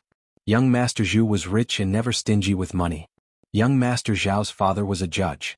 If two of the three of them were willing to support her, the position of top beauty would be very secure. She thought that the three young masters would continue to support Drunk Ink, but the procuress' face darkened. Her eyes began to flicker as she looked down the stage. You don't plan to support Miss Drunk Ink? Hearing the discussions around him, Li Xian turned to look at Li Yi and asked. Forget it. It's better not to get involved in these things. Li Yi shook his head. Every time he threw out a poem, there would be a lot of trouble. He didn't want to get involved in the selection of top beauty. As long as you don't regret it. From the looks of it, Miss Drunk Ink's position as top beauty this year is uncertain. But this isn't a bad thing. If she really isn't the top beauty, her value will definitely plummet. If you want to take her back as a concubine, you can save a lot of money. But you have to do this as soon as possible because there will be a lot of people eyeing her. Li Xian still thought that there was an unknown affair between Li Yi and Zheng Zimo, so he kindly reminded him. If you have time to worry about whether I can get a concubine or not, you should think more about your princess. Li Yi said impatiently. Li Xian's expression immediately turned bitter. He wasn't interested in playing with Mississippi Lu anymore. He stood up from the chair, walked to Lu Rui and said, If you've seen enough, let's go. Rui flicked his wrist, put away the folding fan, threw it on the table and followed Li Yi out. Yang Liuqing naturally followed. Zheng Zimo walked over with the guqin in her arms and happened to meet Li Yi who had walked out of the compartment. She nodded slightly and then walked straight over. Many people in the hall were whispering. Strange, there doesn't seem to be many people supporting Miss Drunk Ink this year. She never accepts other people's invitations. Could it be that she has no intention of competing for the top beauty? Yes, Lu Qiaoqiao and Lu Yi have been attending banquets frequently these days. They can't wait to rope in all the rich merchants and talents of Qing and Prefecture. Even if others didn't make such big moves, they wouldn't be like Miss Drunk Ink, not even seeing guests. Could it be that she really doesn't want to compete for the top beauty? That's not necessarily a bad thing. Everyone's eyes are on those top courtesans, so it's not easy to make a move. If she's not a top courtesan anymore, she'll just be an ordinary prostitute who can be combed with some money. Maybe we can have a taste of her. Walking out of the jade courtyard, a gust of cold wind blew in his face, and he became much more sober. Another two people came out. The handsome young man who had just been teased by the big man glared at Li Yi and ran away with the young man. Li Yi was stunned for a moment. He looked back at Lu Rui and Yang Liuqing who had come out, and seemed to understand something. Looking again at Li Xian who swaggered out of the jade courtyard and pretended to be a playboy, he shook his head and didn't say anything more. The next day, Li Yi saw a large group of people from King Ning Mansion on the street. The leader of Li Xian's guards rode on a horse and walked at the front of the group. The group quickly went out of the city gate. This guy finally left. Li Yi actually felt lonely for no reason. There was no one to discuss with him how to fly in the sky. More importantly, the dog meat hot pot was really delicious. Yang Liuqing would still report on time every day. Although Mississippi Lu still didn't agree to be her master, when she was in a good mood, she would give her a few pointers. From then on, the courtyard would often be filled with whistling sword aura, and it was impossible to bask in the sun peacefully anymore. Uncle Master, there are more invitations. Yang Liuqing walked in from outside and handed something to Li Yi. Recently, he had mysteriously received a lot of invitations. Lu Qiao, Lu Yi, and a few others he had never heard of invited him to all kinds of banquets. Li Yi always threw them to the side, and now he had accumulated a thick stack of invitations. This time, it was embroidered on a handkerchief. A trace of disappointment flashed across his eyes when he saw the signature, and he shook his head. Miss Ryun of Ichuan Brothel had asked him to compose a poem for her, and the reward was 500 taels. That girl was quite rich. He casually threw the handkerchief to the side. He didn't know how they had found out about his family, but in order to compete for the title of courtesan for a poem, they were willing to do anything. Some gave him silver, some gave him paintings, some gave him antiques, and there were even some who hinted that they could have a night with him. There were also people who tried to save the country in a roundabout way. Even Rui had received many invitations. Chapter 288. Since there are so many invitations, if you have time, it's not a problem for you to attend a few of them. Rui put away the handkerchief and looked at him as she spoke. She had also received many invitations these days, some private and some public. They were extremely polite and vaguely mentioned that they hoped she would bring her husband along. At first she would tactfully refuse, but after seeing more of them she was too lazy to pay attention to them. At this moment she felt that although her husband never attended such banquets, it was necessary to socialize in life. Otherwise he would offend many people. Her husband didn't have many friends to begin with. After Li Xian and that arrestor Li left, he spent most of his time alone. I won't go. Li Yi's answer was very straightforward. I'm afraid my wife doesn't know who they are. Their purpose is not pure and it will be troublesome if you go. Of course, Li Yi knew what their purpose was. It was nothing more than using him to create hype. The competition for the courtesan belle was the most intense. Everyone wanted to have more bargaining chips in their hands. If one person attended an invitation, there would definitely be a second or third person. It was rare for him to have a few days of leisure, so he didn't want to get involved in this quagmire again. Those who should have appeared did not appear, and a lot of insignificant people appeared. So Lu Rui didn't say anything more. She received 2 more invitations this morning. Since her husband didn't want to go, there was no point in keeping the ox. She might as well get rid of it together. The most direct impact of the courtesan belle competition on Li Yi was that he had much less time to slack off than usual. Before the courtesan belle was selected during the Lantern Festival, there was no curfew in Qin and prefectural city. The bailiffs also had to go out to patrol at night. Although the county magistrate didn't have to do everything by himself, he still had to sit in the county government at critical times. It was one thing that no one cared about him, but there was a limit to his slacking off. Driven by the festival and the top courtesan competition, the business of the theater was booming day by day. Oldman's son didn't take the opportunity to expand his business. Instead, he took a steady approach and managed several theaters in an orderly manner. He also arranged for the orphans to work in the theaters, such as making tea, pouring water, and wiping the tables. The older children in their early teens could still do the work. Since then, the flying female thief in the prefectural city had disappeared without a trace. When he walked back to the county government, several constables on duty were squatting in the duty room and chatting. The city gets more and more lively every day. It's so tiring to patrol from morning till night. It's so tiring, someone complained. Why are you so stubborn? You've been patrolling for a whole day. All you see are trivial things. You can't stop. You can just find a brothel and watch a performance. When it is time, you can just come back and report. I have to say, the performances in the brothels these days are not bad. Those girls are trying their best to fight for the title of top beauty.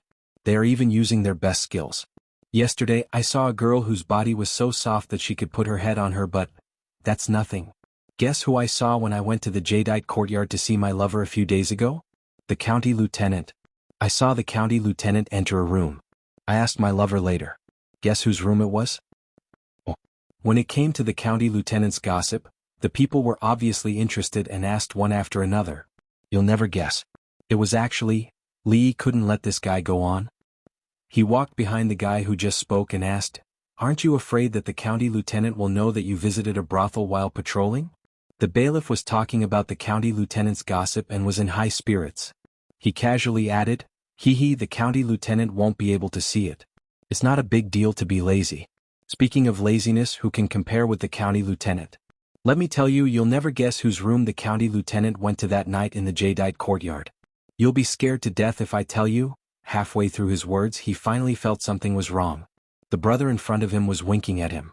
His heart sank. When he was about to turn his head, he was kicked on his buttocks. The constable who was kicked by Lee lay on the ground like a dog eating mud. He did not dare to be angry. He scratched his head and smiled awkwardly as he got up. "Sir, why did you come at this time?" Lee snorted and said, "If I didn't come, how would I know that you would be so bold to visit a brothel while patrolling? By the way, what did you want to say just now?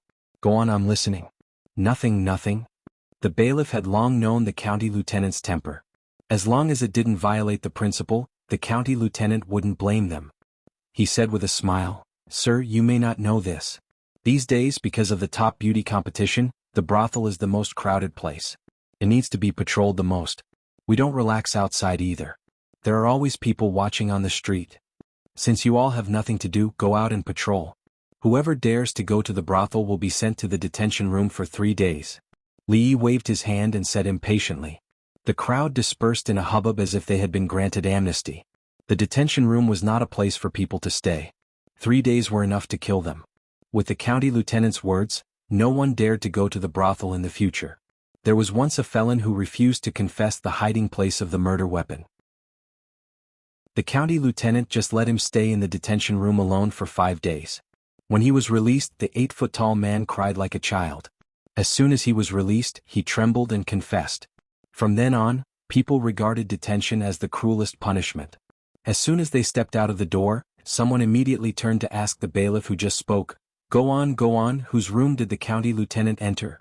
"Sister Ruoching, please persuade my Mississippi in the room." The green-shirt girl grabbed Ruoching's arm and said with a bitter face. "Miss refused those childs and didn't attend the banquet. Mother doesn't care about her anymore. She has been promoting Chinyamyao these days. If Miss can't get the top beauty, what should we do?" The courtesan bell was a natural protective barrier. Without this barrier, the Miss would soon lose her chastity. A has-been courtesan bell. At that time, the life of the master and the servant would definitely be very difficult. Everyone else was trying their best to build momentum for the top beauty, but her Miss was doing the opposite. As a servant, she was already very anxious. Wan Ruoching patted Xiao Chui's hand and raised her head. She looked at the woman who was sitting there and doing her makeup with some confusion. She asked, "Drunk Mo, have you really thought it through and decided not to fight for the top beauty?" The woman took off a golden hairpin with pearls and jade hanging from it and placed it in a brocade box. She casually inserted a wooden hairpin into it and carefully closed the brocade box. She walked to Wan Ruoching's side and took her hand. She said, "Sister Ruoching, how about I work for you in the future? Anyway, when you guys perform, you won't be able to find anyone else to paint the background. Do you think I can be your personal painter? The background you paint is so lifelike. In the entire Qing'an prefecture, no one can do it better than you," Wan Ruoching said with a smile. Then she seemed to realize something and looked at him in surprise. She asked, "Are you planning to, no one can do it better than me?" Zheng Zumo didn't seem to hear the second half of her sentence. She said, "Sister Ruoching, you forgot about that person?" When she said, "that person," although she gritted her teeth, her pretty face was covered with a layer of pink for no reason. Chapter 289. During this time there are people patrolling outside day and night. The security in the city is very good and there are no major cases. Lu Yi was reporting to Li Yi at a tea stall on the street. A floating corpse appeared in the river outside the Zhang family village, and its identity has not been identified yet. There have been no missing people in our county recently, and we have sent people to investigate every village. At another table a few steps away, 3 men were also talking and laughing loudly. Have you watched the top beauty competition these days? Miss Chow Chow and Miss Yi are competing fiercely. I'm afraid one of them will be the champion this year. In fact, there is nothing exciting about this competition. Last year's top 10 beauties will still occupy more than half of the seats this year. Moreover, no matter who is selected, we can only watch and can't touch them. Hee, that's not necessarily true. As long as there is either talent or wealth, even if it is the champion, there is still a chance to make love. Moreover, we can't touch the top beauty this year even if we can't touch the past.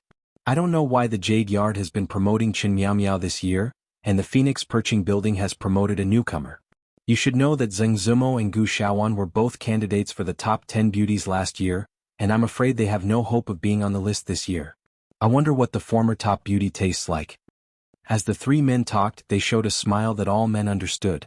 Later, no one knew what they were talking about, but their smiles became lascivious and their voices became lower.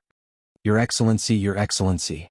Louis said a lot and found that the county lieutenant did not respond.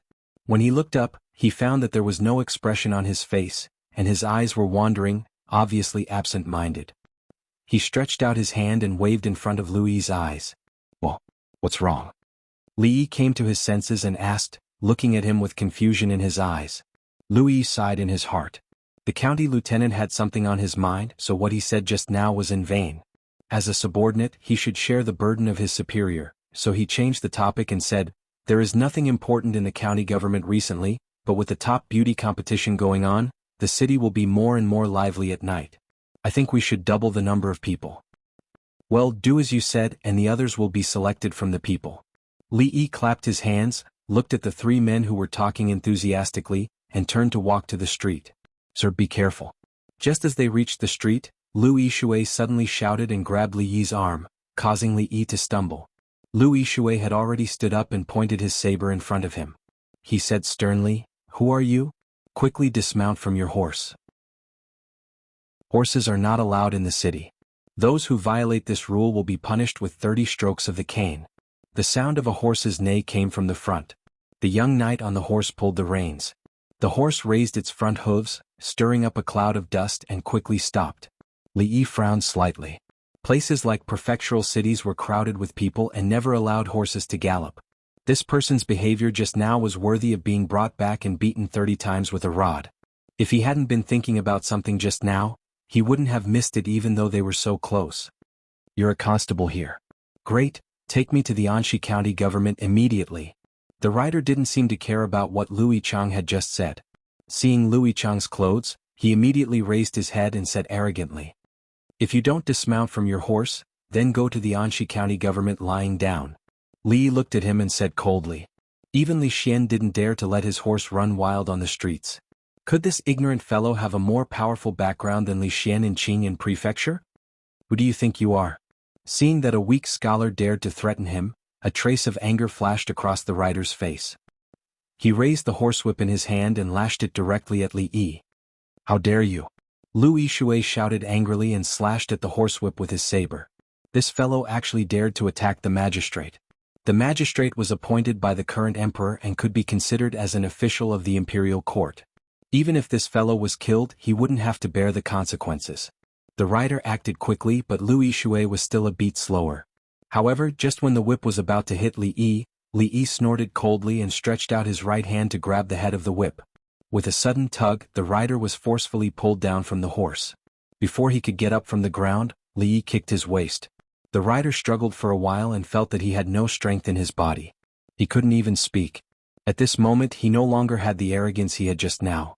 His face was full of horror. Letting a horse loose in the city with the intention of harming an official of the imperial court. Bring him back to the county government and give him 80 strokes of the cane. Take him back to the county government and give him 80 strokes of the cane. Li said indifferently. 2 constables ran over from a distance and immediately lifted the rider up. Just now he had used a secret skill taught by Rui. Within an hour this embroidered pillow wouldn't be able to exert any strength at all. Although Li Yi was not a master, he had been trained by the 2 peerless masters in his family. It was easy for him to deal with such an embroidered pillow. Yes. Lu Yishui cupped his hands and answered. He was very shocked by the county magistrate's skills. After Li Yi left, he looked at the rider ferociously. Take him back. Just now he had exercised a little on the street, which was a small interlude. The authority of arrestor Emingzu was still there. Even if the son of the magistrate made a mistake, the constables of Anshi County would arrest him without any fault. No matter how powerful the background of the offender was, once he entered the county government, he would only be dealt with according to the law. Even if the offender really had a powerful background, the constables wouldn't dare to make trouble for him. Otherwise it would only cause more trouble. Of course, the magistrate didn't have a son. Therefore, Lu Yishui and the others wouldn't feel any psychological pressure when they beat the guy with a stick.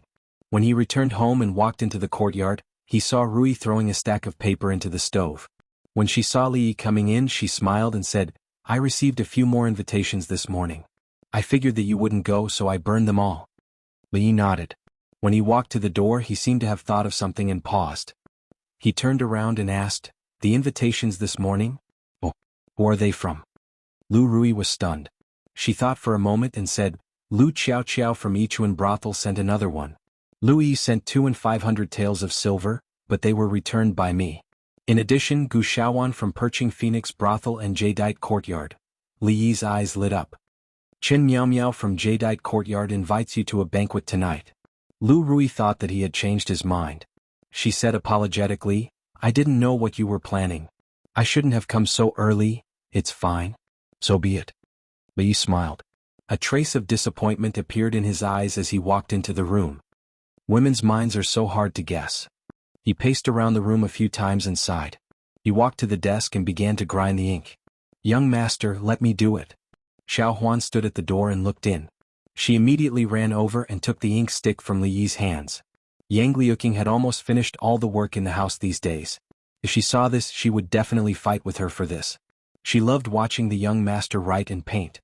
Whether it was in the past or in the future, this position could only be hers, the servant girl thought to herself. Chapter 290.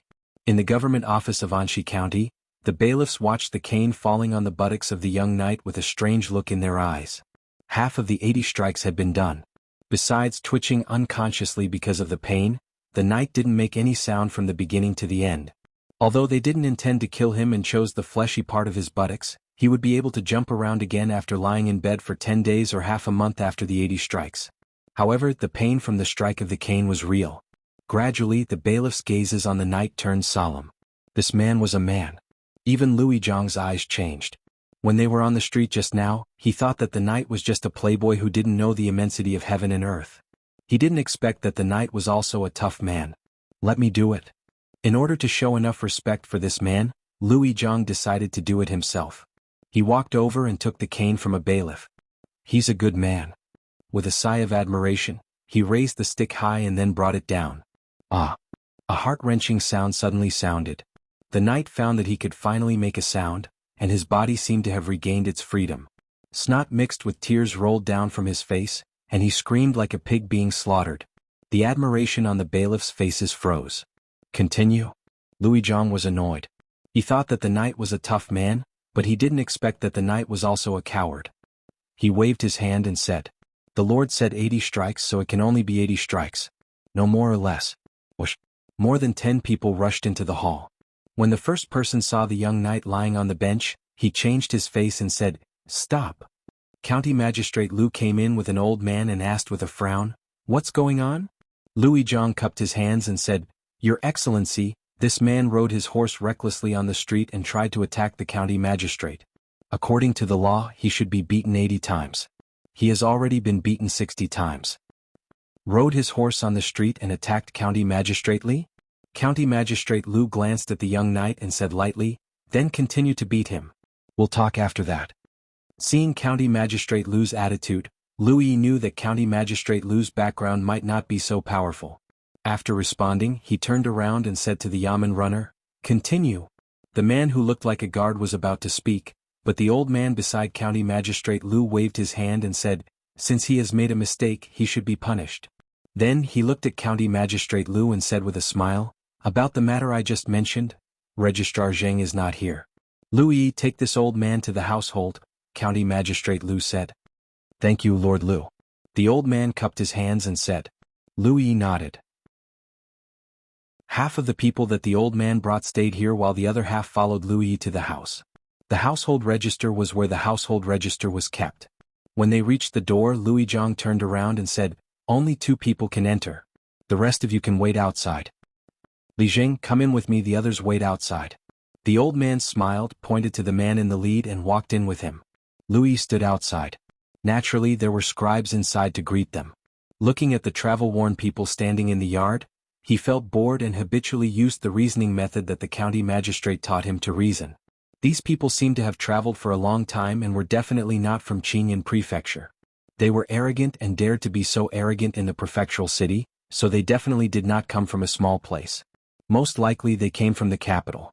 Combined with County Magistrate Lu's attitude, this possibility immediately increased to 80%. Beside the desk, the little servant girl was slowly grinding ink, but her eyes were staring at Li Yi's hand. She watched as small square characters appeared on the white paper. Although the son-in-law had taught her to read a long time ago, she could only recognize a few words on the paper, such as beauty and under the moonlight. However, it did not matter if she did not recognize them.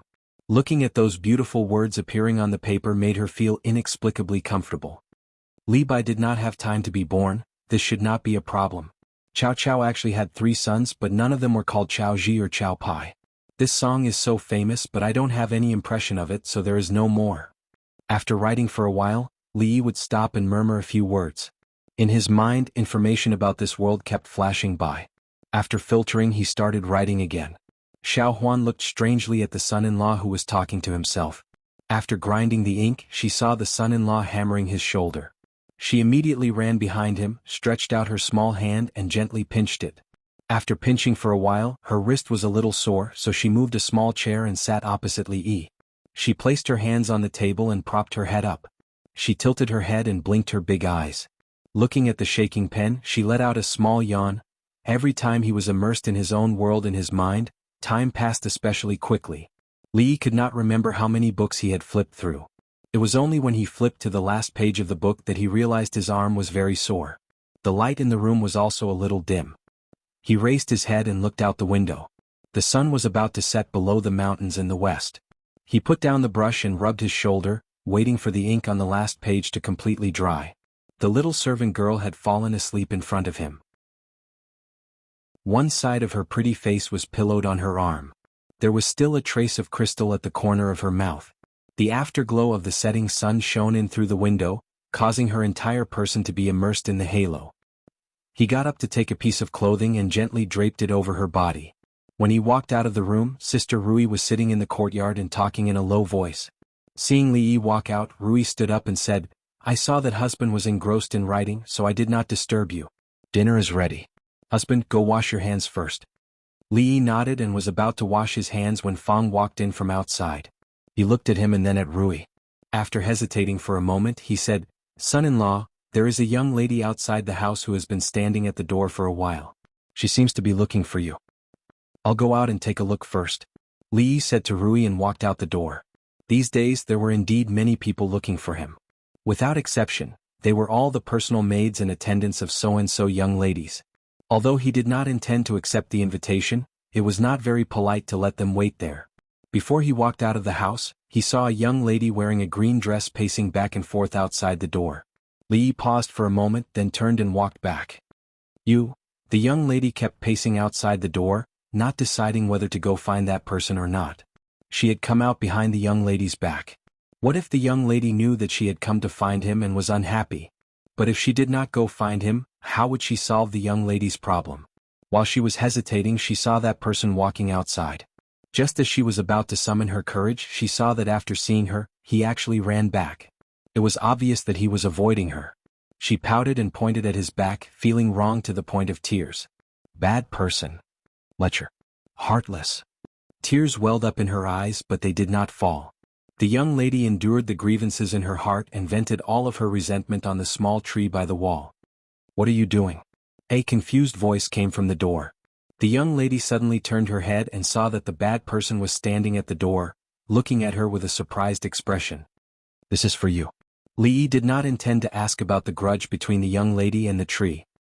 He walked over and handed her a thin book in his hand. The young lady's leg was in the air and there were still tears in her eyes. She stared at Li Yi in a daze, momentarily forgetting to reach out to take the book. In the Anshi County government, Lu Yi leaned against the door of the household office with a tree branch in his mouth. He looked into the room again in confusion. What was that old man looking for in there? He was so old, yet he was kneeling and crying inside. The scribe of the household office was scared silly. Chapter 291. I snuck out on my own. Don't tell our young miss. The girl named Xiao Chui trotted away. Seeing her back disappear at the end of the alley, the words she said before she left rang in Li Yi's ears again. This woman, what the hell is she doing? Li Yi rubbed his eyebrows and murmured. With her personality, it was impossible for her to give up on herself. What was the point of her inaction? It was actually Xiao Chui who sneaked over that made him realize that Zheng Zimo's situation had reached such a point. Was it because she was thin-skinned? However, regardless of whether what happened that night happened or not, Li Yi couldn't watch her passively accept that fate. If what Li Xian said was right, with those things the problem should have been solved by now, right? But why did he still feel irritable for no reason? Young master, it's time to eat? Xiao Huan's voice faintly came from inside. Li Yi temporarily suppressed the chaotic thoughts in his heart, turned around and walked back. The girl named Xiao Chui held the book tightly in her arms and ran out of the alley. The crowd on the street began to thicken. She slowed down and carefully took the book out of her arms. She flipped through a few pages and saw the dense handwriting on it. A smile immediately appeared on her pretty face. It seems that bad guy isn't that bad after all. She murmured to herself, bought a stick of Tonghulu on the street and skipped forward. She had been with the young miss since she was a child. Although the young miss knew nothing about zither, chess, calligraphy, and painting, at least she learned words and poems from the young miss. That bad guy was no longer a bad guy. That young master's poems were amazing. Last time in that garden he scared so many people. I also heard that those who wanted to compete for the top courtesan cried and begged him to write poems for them.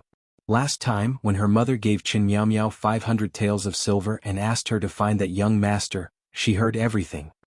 What right did she, Qin Miao Miao, have to make that young master write a poem? She hadn't even ascended to become a phoenix yet. Recently she had been saying those weird things in front of young Mississippi. If it wasn't for young Miss stopping her, she would have torn her mouth apart. Wasn't it just because her mother wanted to make her a top courtesan?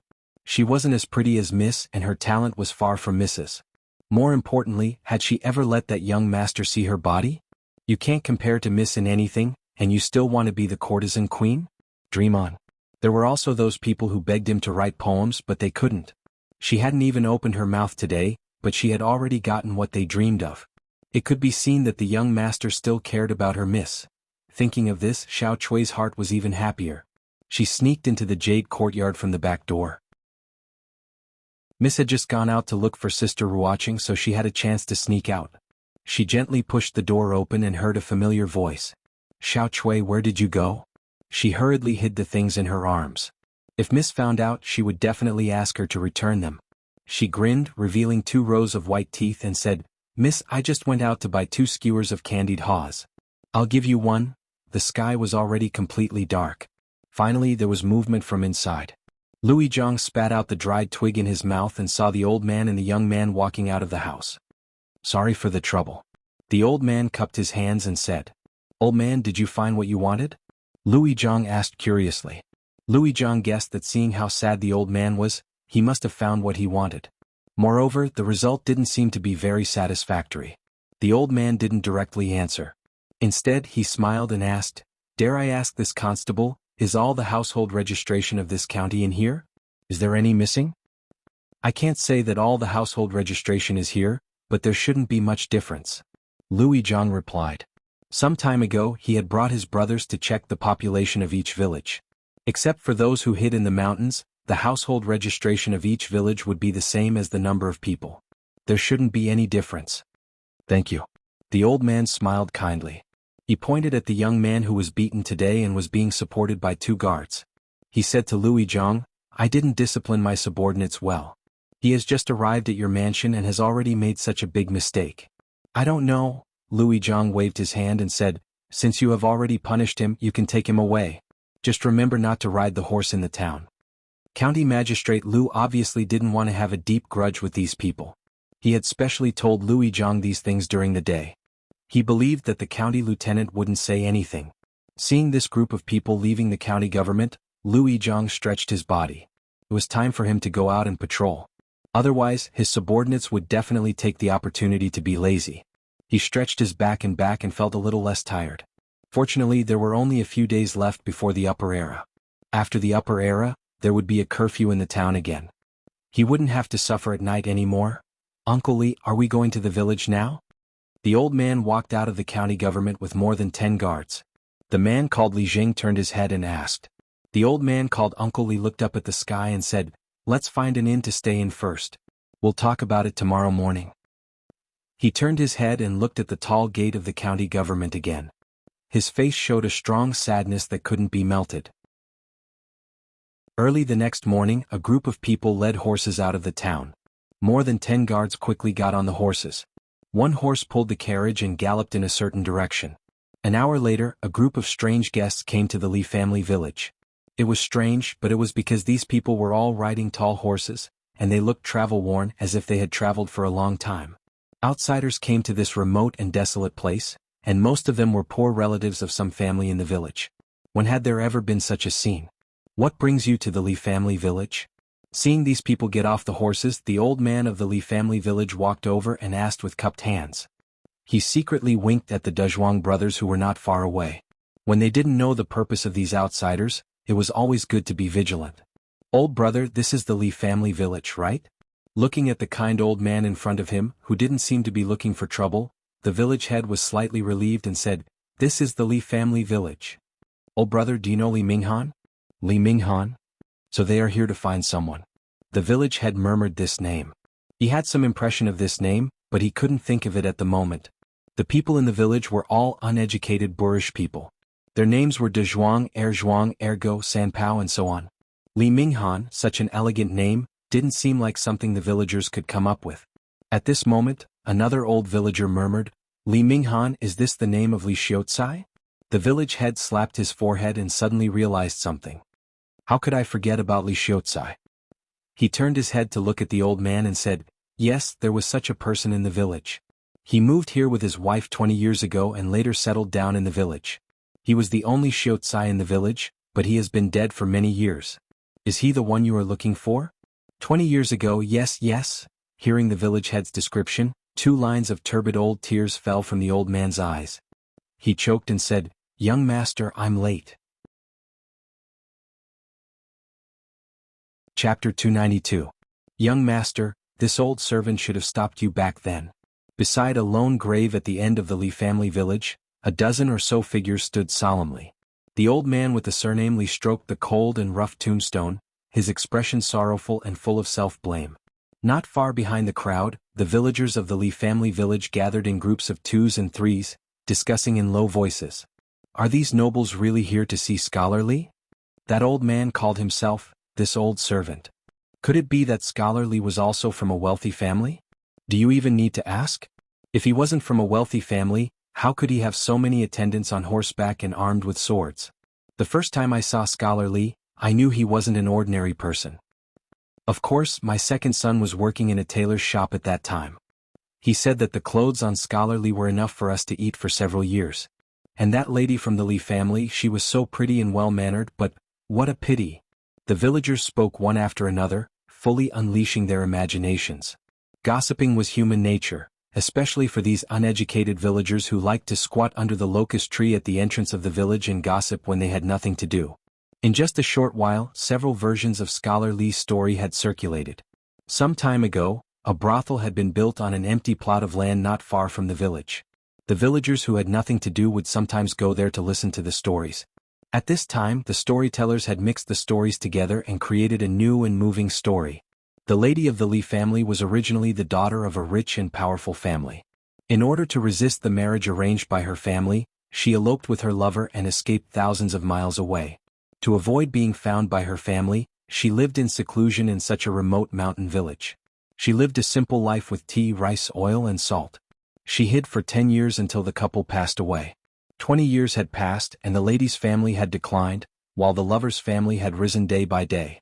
Now, the lover's family had finally found traces of the couple and happily wanted to bring them back. However, they could only lament at the lonely grave. What a sad story. Of course, the story did not end here. The woman's family, who had previously suppressed the couple, did not expect that 20 years later, the young Mrs. Child would become a great person and be personally rewarded by His Majesty. In just a few years he rose to the top and was ranked in the imperial court. When he learned of his parents' past, he flew into a rage and swore to clear the name of his parents. Yep, I'll write it like this. If I sell it to the theater, I'll be able to earn quite a bit of money. The head of the Li family sighed and patted the old man's shoulder. The world is unpredictable. My condolences, old brother. Suppressing the images that appeared in his memory once again, the old man wiped away his tears with his sleeves and looked at the village head with a smile. Old brother, can you tell me about what happened to him during these years? Of course, that's not a problem. The village head nodded and stroked the beard on his chin. A look of reminiscence appeared on his old face as he slowly said, "This matter we have to start from 20 years ago. When I first saw them, I knew that they were not ordinary people. I'm afraid that they came from some incredible place. At first they didn't know how to do farm work. In the end, my son couldn't stand it anymore and went to help." As the village head spoke, the bitterness on the old man's face deepened. Although the Li family could not be considered a wealthy family 20 years ago when the husband was still alive, the young master, as the eldest grandson of the direct line of descent, had lived a life of luxury since young. When had he ever suffered like this? One could imagine what kind of life he had led all these years. The wife of the Li family passed away early. Scholar Li raised the child by himself until he was over 10 years old before he passed away. That child is very promising, child?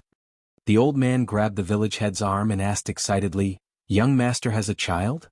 The village head nodded and said, "If he doesn't have a child, I'm afraid that when the wife of the Li family passed away, Scholar Li followed her." The old man with the surname Li was no longer concerned about why he did not find out that the young master had a child in the household office yesterday. He hurriedly asked, "Where is the child now?" Li Yi busied himself in the kitchen. Ever since Xiao Huan inherited some of his culinary skills, Li Yi rarely came to the kitchen. Sugar. Milk. Li Yi used chopsticks to stir in a large bowl while Xiao Huan helped him. The ingredients and steps to make butter were very simple. However, milk was not easy to find. People in this era did not drink it often. It took Li Yi a lot of effort to find a small jar of milk. Without light butter, he could only settle for the next best thing. After tasting it with chopsticks, he found that it was sweet. Of course, the taste could not be compared to real butter, but it was passable. "Young master, is it delicious?" The servant girl blinked her eyes and looked at him. "If you want to eat it, go get a spoon yourself. Remember not to eat too much or you'll get fat." Li could tell what she was thinking at a glance and waved his hand. He got some butter on his hand and planned to go out and get some water to wash it. Rui's birthday was coming up soon.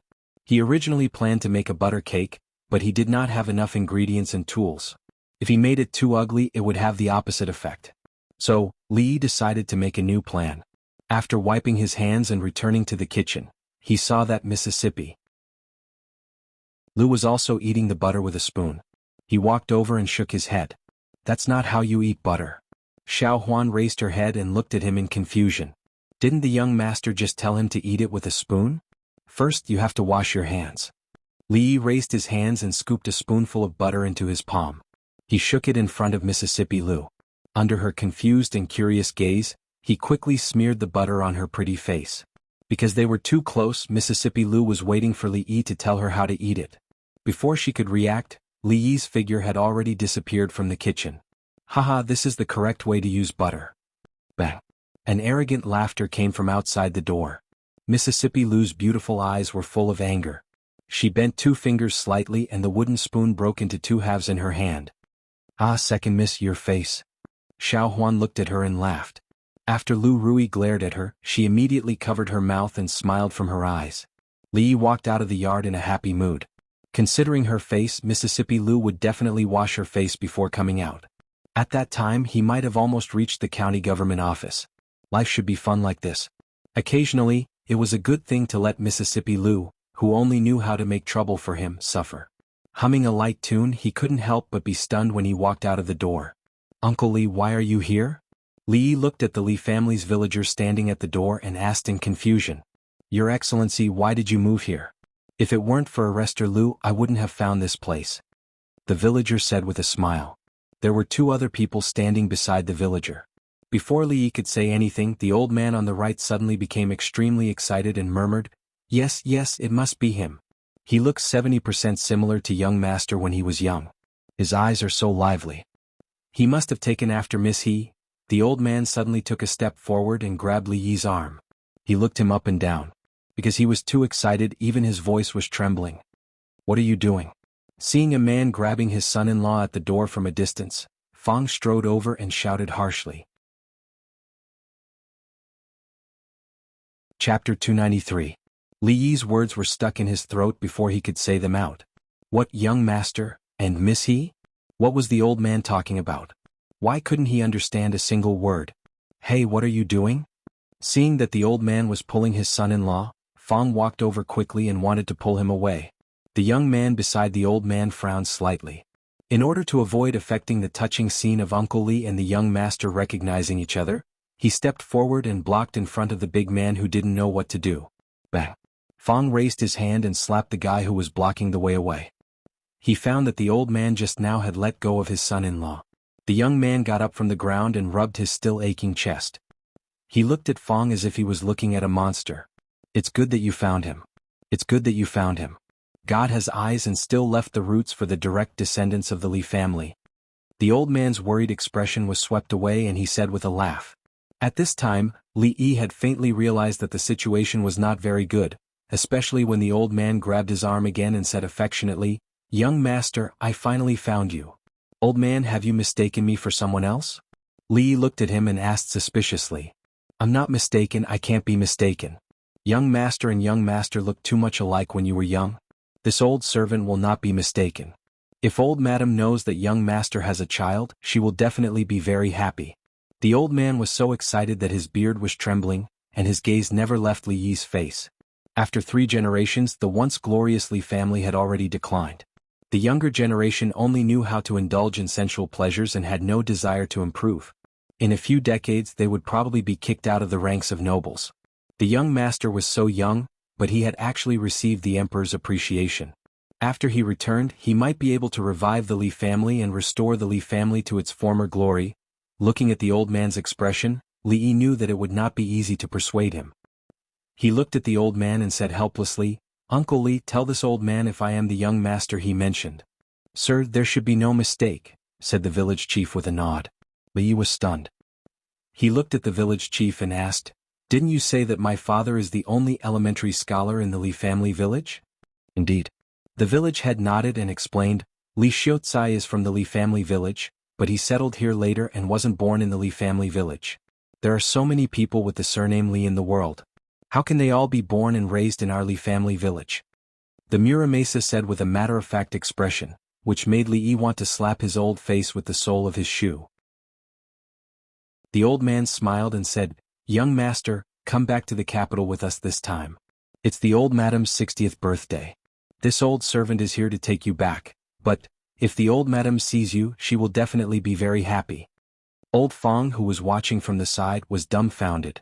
What the hell was going on? Why couldn't he understand what they were saying? While Fang didn't understand, Li Yi finally understood. The Muramesa must have been fooled, or these two people had colluded to deceive him, so they made up such a story.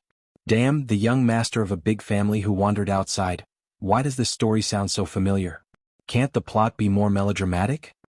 Right, the old son used to tell these stories often, and it seems that many people have heard them. Maybe this story is the most popular one at the moment. Don't these people know how to be flexible? If he didn't guess wrong, the old man would definitely say, "Go with me, there is a huge family with countless properties waiting for me to inherit." A person with a slightly lower IQ might believe him and happily follow him on a road of no return, but in the blink of an eye, he would be sold to a rich woman on the way, especially a handsome gigolo like him. It was very likely that he would be treated as a target. This kind of clumsy trick was good for deceiving ordinary people, but it was far from being able to deceive the county lieutenant who came from the 21st century and had seen countless clever tricks of deception. If they dared to talk nonsense again, they would all be arrested and put in detention in the county office. Rui walked out from inside with a sword in his hand. The cream on his face took a long time to wash off. He decided to teach Li Yi a deep lesson. It was useless even if he hid in the county office, or he would be more insatiable in the future. Before he walked out of the door, he saw Li Yi standing at the door, so he strode out. Go back with me. Fong closed the door. Seeing Mississippi Lu coming out, the smile on the old man's face became more obvious. When he called her young madam, Li Yi said shut up, grabbed Mississippi Lu's hand and walked back, not forgetting to ask Fong to close the door. When he closed the door he was confused for a moment. Shouldn't it be young madam? Lu Rui was taken back to the yard by Li Yi in a daze. Hearing the old man calling her young madam behind them, she only came back to her senses when he entered the room. A trace of embarrassment flashed across her pretty face. She squinted her eyes and held the hilt of her sword in her other hand tightly. This guy was getting bolder and bolder. Li Yi lay on the bed looking at the ceiling motionless. He had been in this world for half a year. His parents were dead and he was alone. His home was in Willow Leaves Village in Rui Square. Here, he had a beautiful wife, a violent sister-in-law and a well-behaved servant girl. He was the county lieutenant of Anxi, and he was in charge of dozens of subordinates. At this time, an old man came to him and told him that he was the young master of a family in the capital, and wanted him to go back to the capital. It was said that life was like a drama, but it shouldn't be the same, right? Wouldn't it be better to live a peaceful life here? If he was a county lieutenant, then so be it. It was necessary to have such a protective umbrella.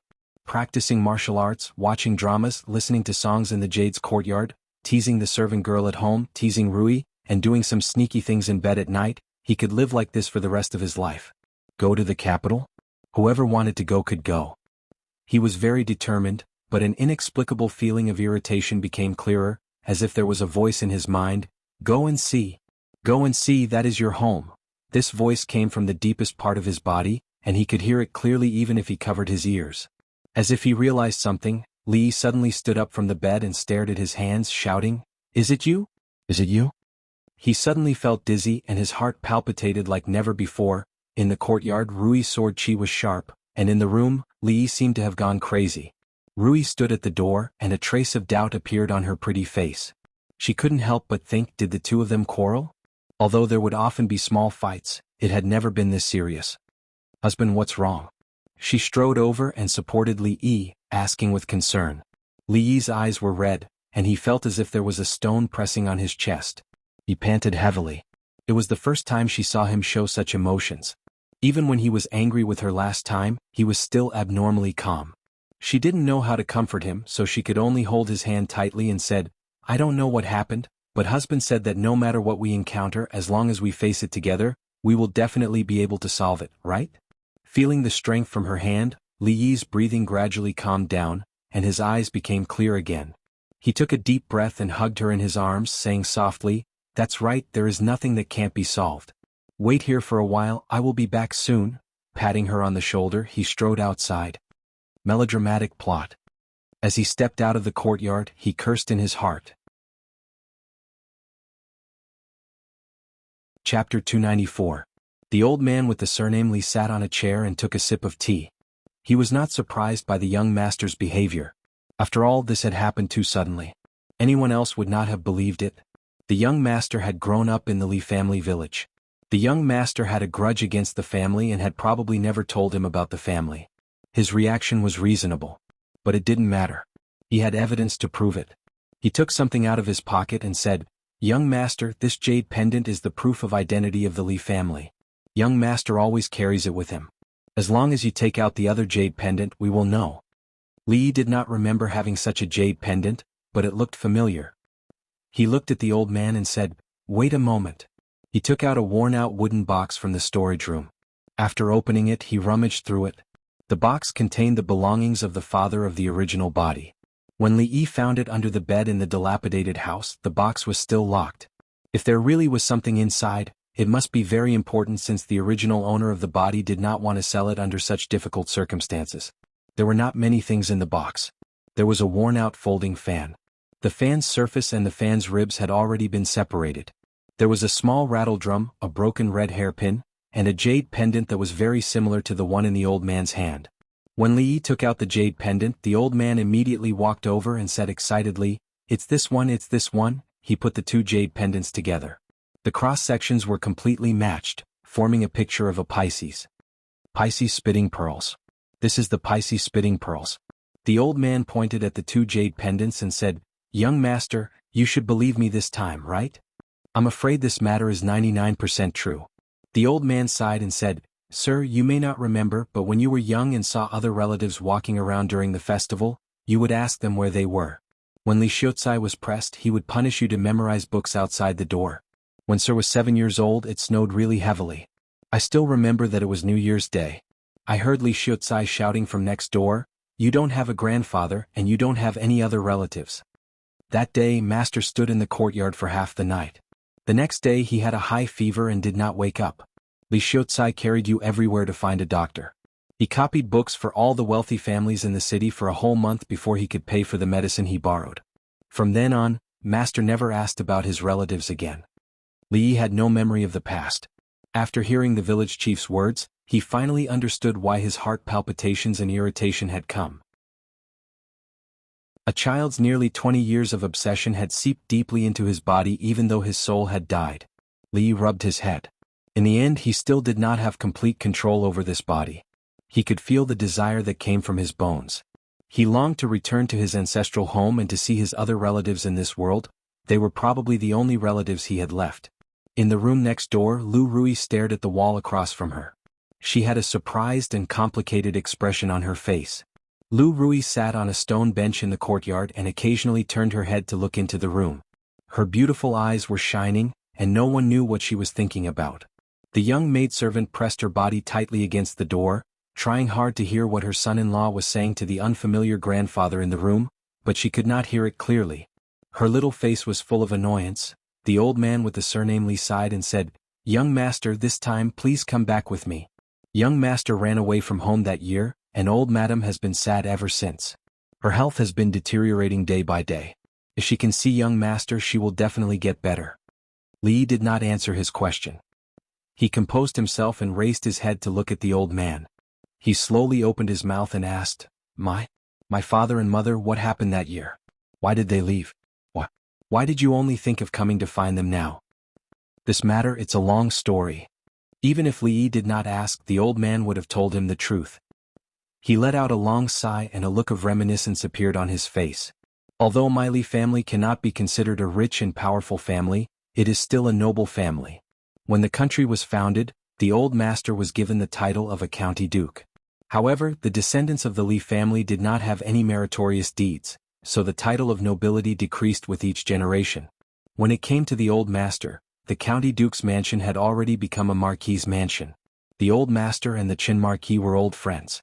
In order to prevent the decline of the Li family after 3 generations, he wanted the young master to marry into the Qin family. The young master and the young lady of the Qin family were engaged when they were young. However, no one would have thought that the young master would fall in love with a commoner girl. Even if the old man did not say what happened next, Li could still guess the development of the plot. Prince, princess, commoner girl, one was betrothed before he was born, the other eloped for love. Since ancient times, were there not many such stories? Some time ago, Li Yi had adapted the story of Sima Xiangru and Zhuo Wenjun and sent it to the old man Sunday. Only a few days later, the real truth happened to him, his father. Was there any need to say what happened next? In order to climb up a big thigh, the Li family of course could not let their young master fall in love with an ordinary woman with no background, so they prepared to break up the lovers. However, they never expected that after they raised the stick, they would find that the lovers had already flown away. In less than half a month before the day of the marriage with the young lady of the Qin family, the young master and the young master's mother eloped and left the capital. The Qin family was humiliated and furious, so they cut off all contact with the Li family. The old master fainted from anger. After he woke up, he did not allow us to look for the two of them. He only thought that the Li family did not have this unfilial descendant. I have searched secretly for many years and finally got the news of the young master, but, I did not have enough time. I see. Li nodded, stood up and said, Xiaohuan, see the guests out. The next moment, the figure of the little maid appeared at the door. Young master. The old man stood up and looked anxious. Li waved his hand and said, You can go back. Tell them that the young master of the Li family has passed away. There is no young master and you have never seen me. Seeing him striding out, the old man was about to chase after him, but the Muramesa pulled his arm. I watched this child grow up. You owe him too much. Give him some time. At this moment, the Muramesa was like a wise man. Actually, Li did not think that the Li family owed him anything. Even if they owed something, they owed it to his two parents that he had never met. He knew very well where he came from. The identity of the original owner of his body could not be said to have nothing to do with him, but really, it was not that important. The problem was that he could not get rid of the influence of the obsession in his body. He did not know if it was an illusion or if it was because of some unknown reason. He needed time to think about it. The old man with the surname Li walked to the door and cupped his hands at the two women in the courtyard. He said, "Young master, madam, second madam, I will leave now." Lu Rui's hand was already holding the hilt of his sword. Rui patted his hand lightly before putting it down. "Madam, second madam, goodbye." The young man called Li Zheng cupped his hands and turned to leave. "Get lost." The old man with the surname Li and the Muramesa had just walked out of the courtyard when they saw a figure fly out from inside.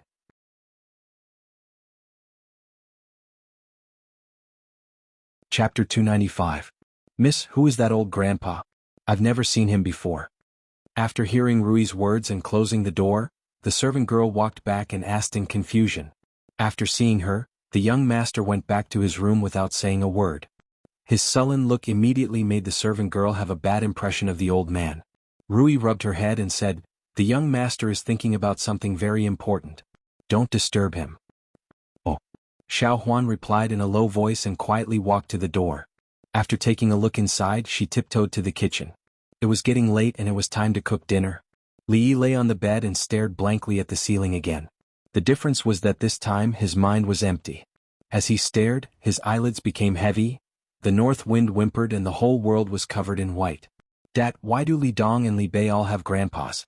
Where's my grandpa?" A young man in thin clothes stood in the courtyard and asked loudly in the heavy snow. The white snow fell on his head and shoulders. His lips were purple from the cold, but the determined expression on his face did not change at all. "You don't have a grandpa." After a long time, a hoarse voice came from the room with the flickering candlelight. "Why?" The young man shivered and his voice became louder. "I said no means no. Don't ask again." The voice in the room became stern. The young man bit his lips and his body began to tremble. He stubbornly stared at the candlelight in the room and refused to take a step forward. The snow became heavier and the wind blew on his face like knives. The young man's legs had lost all feeling. After a while, his body swayed and fell on the snow. At the same time, the door was pushed open and an anxious man ran out from the room. He picked up the young man on the snow and said hoarsely, "Dia." The young man was unconscious and his forehead was burning. The man carried the young man into the room and quickly rushed out again.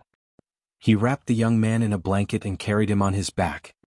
He pushed open the courtyard door and disappeared into the snowstorm against the cold wind. "Doctor, my child is sick, please open the door.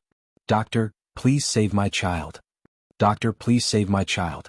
On the night of Chinese New Year's Eve, the pharmacy was closed and the clinic was closed. The man knocked on the door of several clinics with the child on his back, but no one answered. Finally, just as he was about to lose all hope, the door of the last clinic slowly opened. The white-haired old doctor glanced at him, sighed and said, "Come in." When the young man woke up from his coma, he saw the man with bloodshot eyes and messy hair standing guard in front of the bed. "Father, I'm sorry. I should have been obedient," the young man said weakly. "It's not your fault, it's not your fault, it's all my fault." The man held the youth's hand, tears welling up in his eyes. "Father, I miss mother." The man turned his head, unwilling to let the youth see the tears on his face. The young man suddenly smiled. He held his father's hand tightly and said, "Father, I won't ask that question again." The man couldn't help but cry out. Li Yi abruptly sat up from the bed, feeling a suffocating feeling in his heart. When a pure white handkerchief was extended to him, he realized that his face was already covered in tears without him noticing. Rui held one of his hands and used the other to wipe away his tears. Li looked at the sky outside and asked, "What time is it now?" "It's almost midnight." Rui looked at him and asked, "Did you have a nightmare, husband?" "Midnight." Li didn't expect that he would sleep for so long.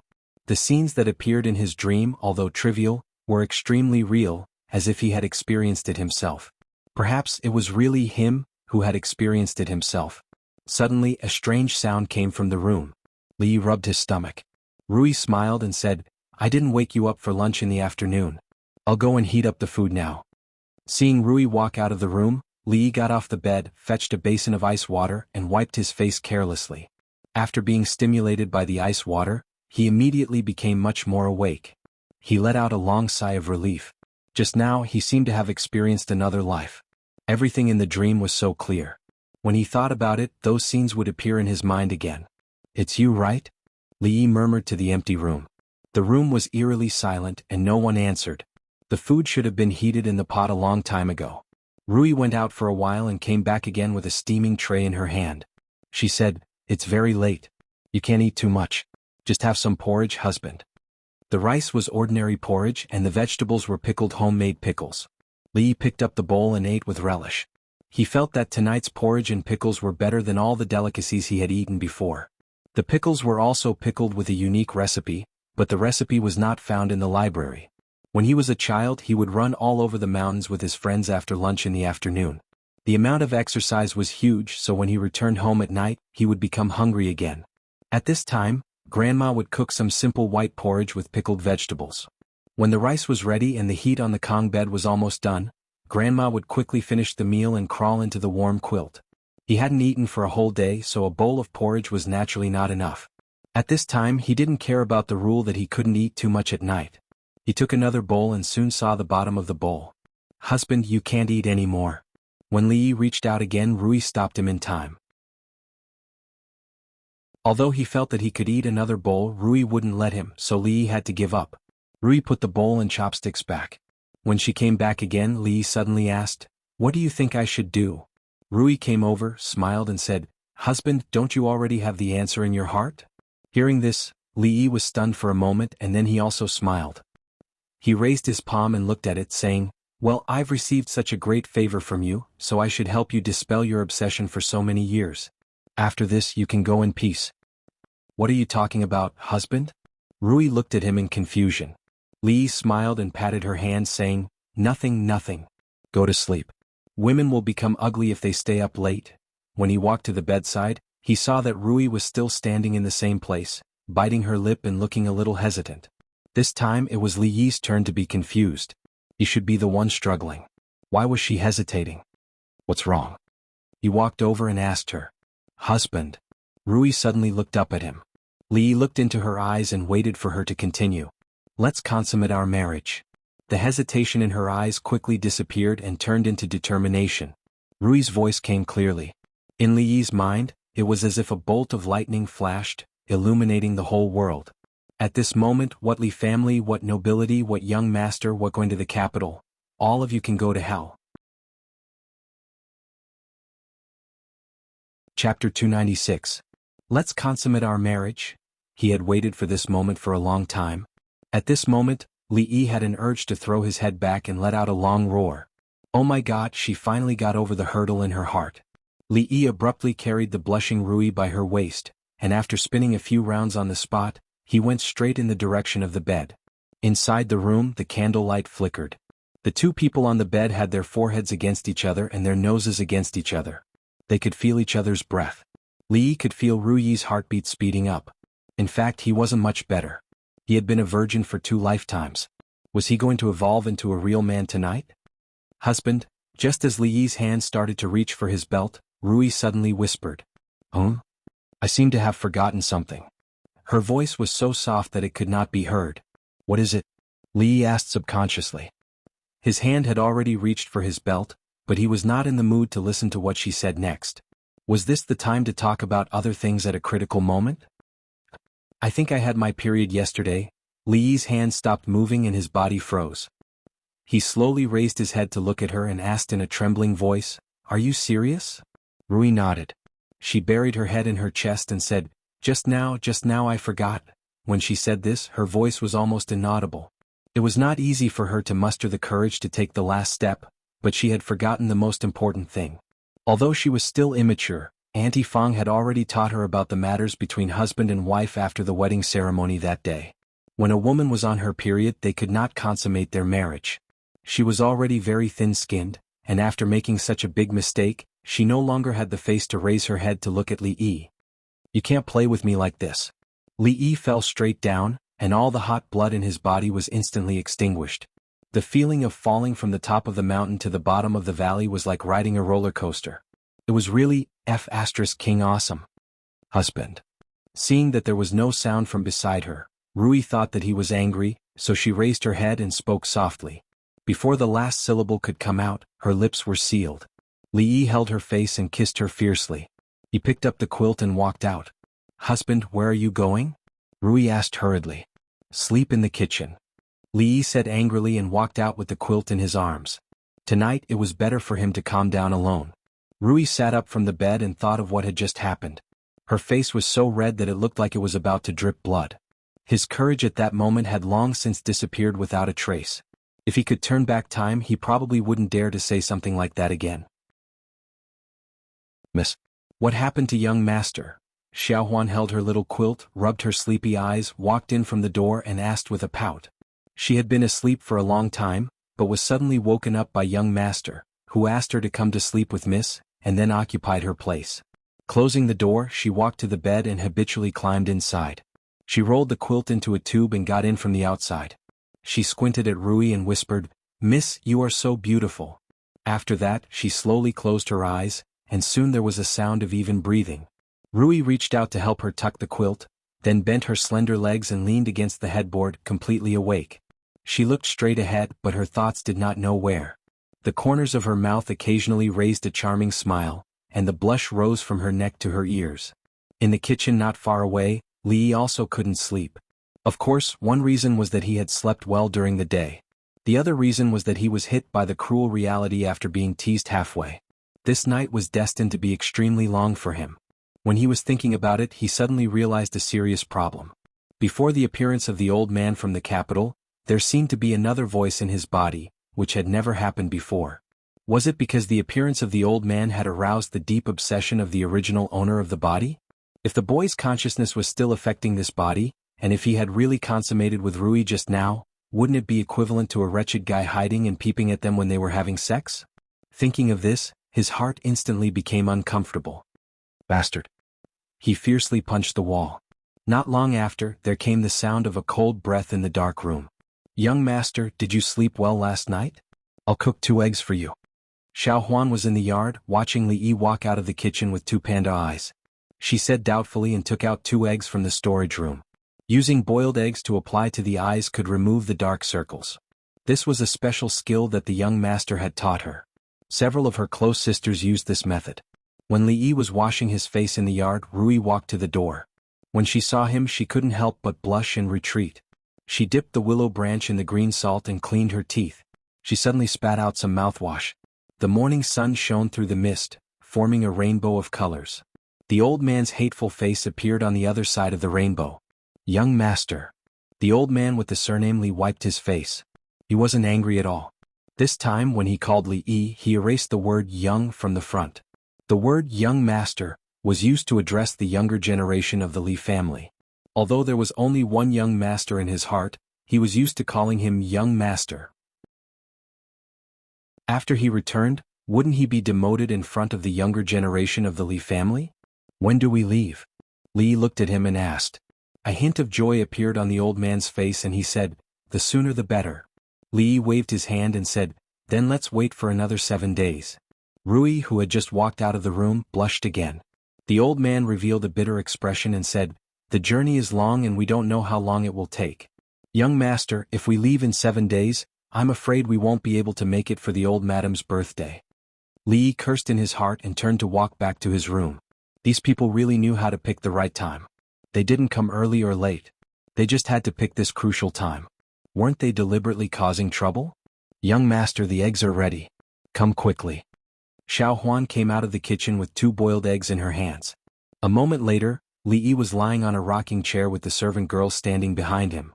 She held 2 eggs in her hands and rolled them in front of his eyes. In the courtyard, the old man and the young man called Li Zheng were talking in a low voice. The latter would occasionally turn his head to look at the sword-wielding woman standing in the courtyard with a trace of fear in his eyes. This time, even if he was given a lot of courage, he wouldn't dare to say the words, "Second madam," again. Chapter 297. Young master, time is of the essence. Let's leave tomorrow morning. After discussing with the young man for a while, Elder Li walked over and said, "Tomorrow it is then." Li waved his hand. Since he couldn't leave in a few days, it didn't matter if it was tomorrow or the day after. He had to leave early and come back early. He still had business to attend to. Okay, we will come pick you up tomorrow morning. After saying this, the old man left with the young man. They packed early and left the next morning. If the journey was smooth, they should be able to reach the capital in 5 days. Son-in-law, where are you going? Xiao Huan lowered her head to look at Li Yi and asked in a small voice. Her tone was a bit nervous. Li Yi patted her little hand and said, Don't worry, I am only going to the capital to take care of some business. I will be back soon. At that time I will bring you rouge from the capital. Wan Huazhai's rouge and face powder can only be sold in the capital. Last time, Li Xian gave a few boxes of high-quality rouge. It was said that it was specially provided by the palace and was very precious. Only the Wan Huazhai in the capital sold it. The servant girl usually couldn't bear to use it and hid it in the cupboard. In the end, it was ruined by rats and she was sad for a long time. Li Yi originally wanted to ask Li Xian for a few more boxes. Later, he found out that there weren't many in the manor. The last few boxes were all given to him last time. Xiao Huan nodded with some disappointment. Although she had wanted the rouge from the Wan Huazhai for a long time, she hoped that in a few days during the Lantern Festival, the son-in-law would take her and the miss to see the lanterns. However, the son-in-law would leave tomorrow. No matter how beautiful the lanterns were, it would be meaningless. Whether it was to repay a favor or to seek peace of mind, no matter what the reason was, this trip to the capital was unavoidable. Even if Li Yi planned to return immediately after the old foreign's birthday, it would probably take at least half a month. In the days that he would not be in Qing and Fu, there were some things that he had to explain before he left. The first thing he had to do was, of course, to ask for leave from the county government. This was simple. Speaking of which, the sick leave that Her Highness had given him had not disappeared. Now that he was working while sick, his salary was doubled. He only needed to inform County Magistrate Liu, and he would take care of the rest. County Magistrate Liu had nothing to say to this county lieutenant who hardly appeared in the county government. Of course, he would not put Li Yi in the same position as the former county commandant Zhou. Not to mention that their backgrounds were worlds apart, he could not find any fault with County Commandant Zhou's contributions to the Yamen. These days, under the instruction of the Magistrate of Qing and Prefecture, the County Magistrate of Qing and Prefecture had sent the county lieutenants to Anxi County, while the County Magistrate of Anxi County had personally come to Anxi County to inspect the working style of the Anxi County government. Before he left, he intentionally left a few bailiffs to stay in the Anxi County government to learn about the reform. The good public security of Anxi County was widely publicized as an example. County Magistrate Liu had been an official for many years, but this was the first time he felt so proud. Li Yi walked out of the county government and went straight to the theater. He also had to inform Wan Ruoqing and Old Man's son that they had to stop the expansion of the theater for the time being. They had to manage the current territory first. If the foundation was not stable, there was a high chance that the theater would collapse in the future. Don't worry, sir. With our current manpower, running the few theaters in and out of the city is already our limit. There are many people who want to join us, but they are only doing odd jobs to earn a living. A few stewards are currently training their own people. When they are capable enough, they will be sent out. Old Sun's saliva flew everywhere. With a face full of excitement, he painted a grand blueprint for Li Yi with just a few words. It seemed that he wanted to open theaters in all the prefectures of the Jing Kingdom in his lifetime. Everyone was busy. Even Wu Heir, who had just joined the theater, was no exception. The eldest son of the Wu family continued his business of escorting goods and transporting goods. At the same time, he collected information from all walks of the martial arts world. Anecdotes about the martial arts world and the ranking of the best had been completely handed over to Wu Heir. The few storytellers under him used the fastest speed to weave the martial arts world's matters into all sorts of stories. The ranking of the Wulin heroes changed 3 times a day. Its influence was no longer limited to Qing and Prefecture. It was quite well known in the neighboring prefectures. Wan Ruoqing was still so beautiful and charming, but she had become a lot thinner. Li Yi frowned and said, "As for the theater, just let the people under you handle it. You just need to control the overall situation and avoid any big mistakes. Don't work too hard." Li Yi's original intention was to let them use their own abilities to change their poor lives. He didn't expect that the small brothel at the beginning would develop into such a huge organization. Wan Ruoqing's body was already weak. If she collapsed, it would not be worth it. Got it. Wan Ruoqing smiled and nodded. It was beyond her expectations that the theater could reach the scale it was today. Step by step, they had all put in a lot of effort for it. Naturally, they treasured it very much. They handled all the big and small things personally. More importantly, she really wanted to make some achievements and show him. That's right.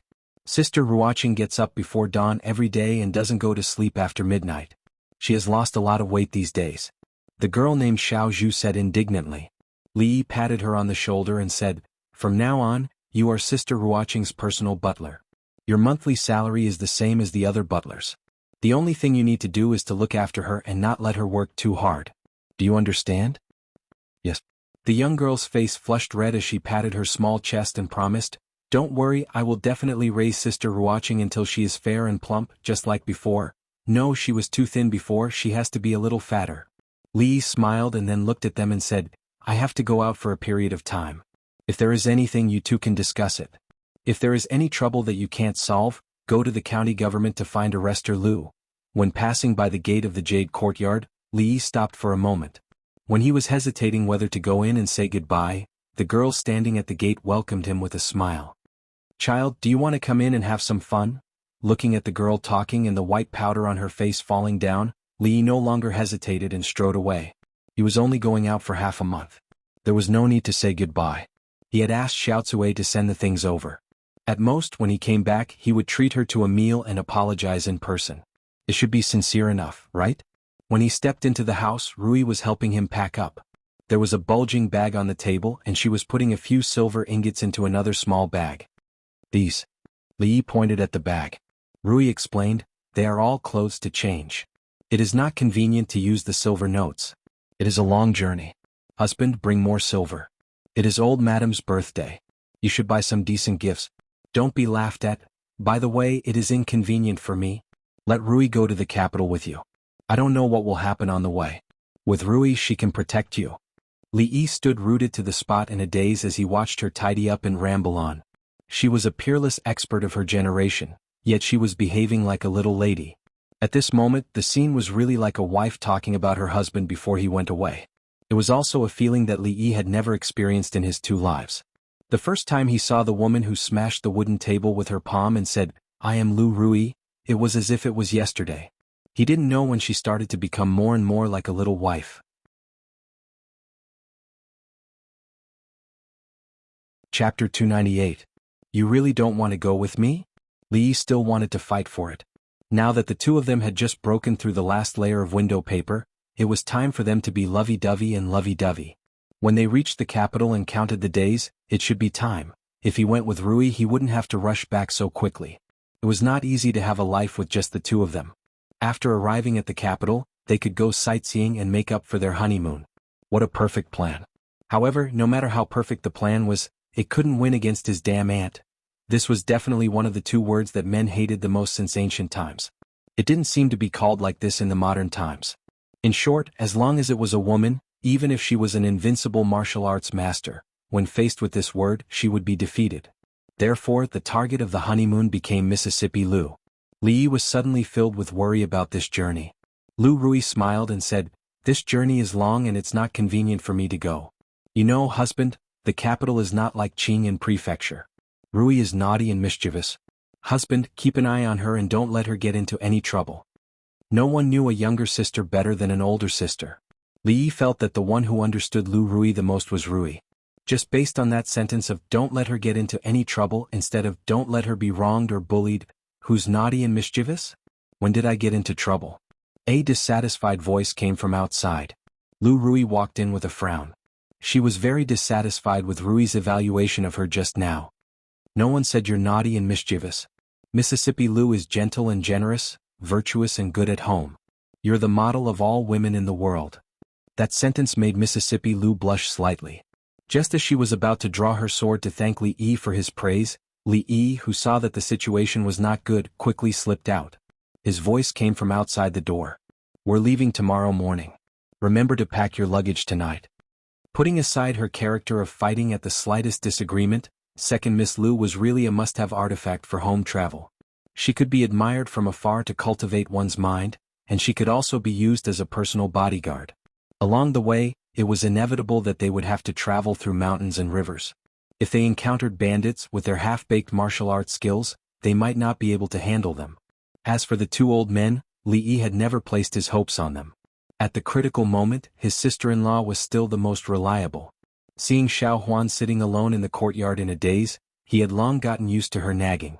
Suddenly realizing that he hadn't heard her voice for more than half a month, he still felt a little uncomfortable. He slowed down his footsteps and quietly approached her from behind. Suddenly he reached out and covered her eyes. Ah! The servant girl let out a cry of surprise. After she came back to her senses, she removed Li Yi's hands and pouted in dissatisfaction. "Young master, you scared me again." She didn't need to look back to know who the person behind her was.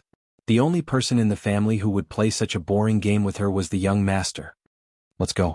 Li Yi rubbed her head and said. "Where are we going?" The servant girl raised her head and asked. "I'll take you out for a walk." Okay. "Young master, wait for me. I'll come out after I change my clothes." The servant girl hurriedly stood up and ran to the room as she spoke. "Sister, do you really want me to go to the capital with you?" In the room, Lu Rui looked at Rui and asked. "What? You don't want to go?" Rui said as she packed her luggage. "Then let Uncle Fang go. Uncle Fang talked to me about this morning. He said that he had nothing to do at home and wanted to go to the capital to have a look. Since sister wants me to go, then I'll reluctantly agree to protect him." Lu Rui pursed his lips and made an expression that said, "I don't want to go. If it wasn't for you, I would never agree." He quickly slipped out of the room. "I'll go back to my room to pack."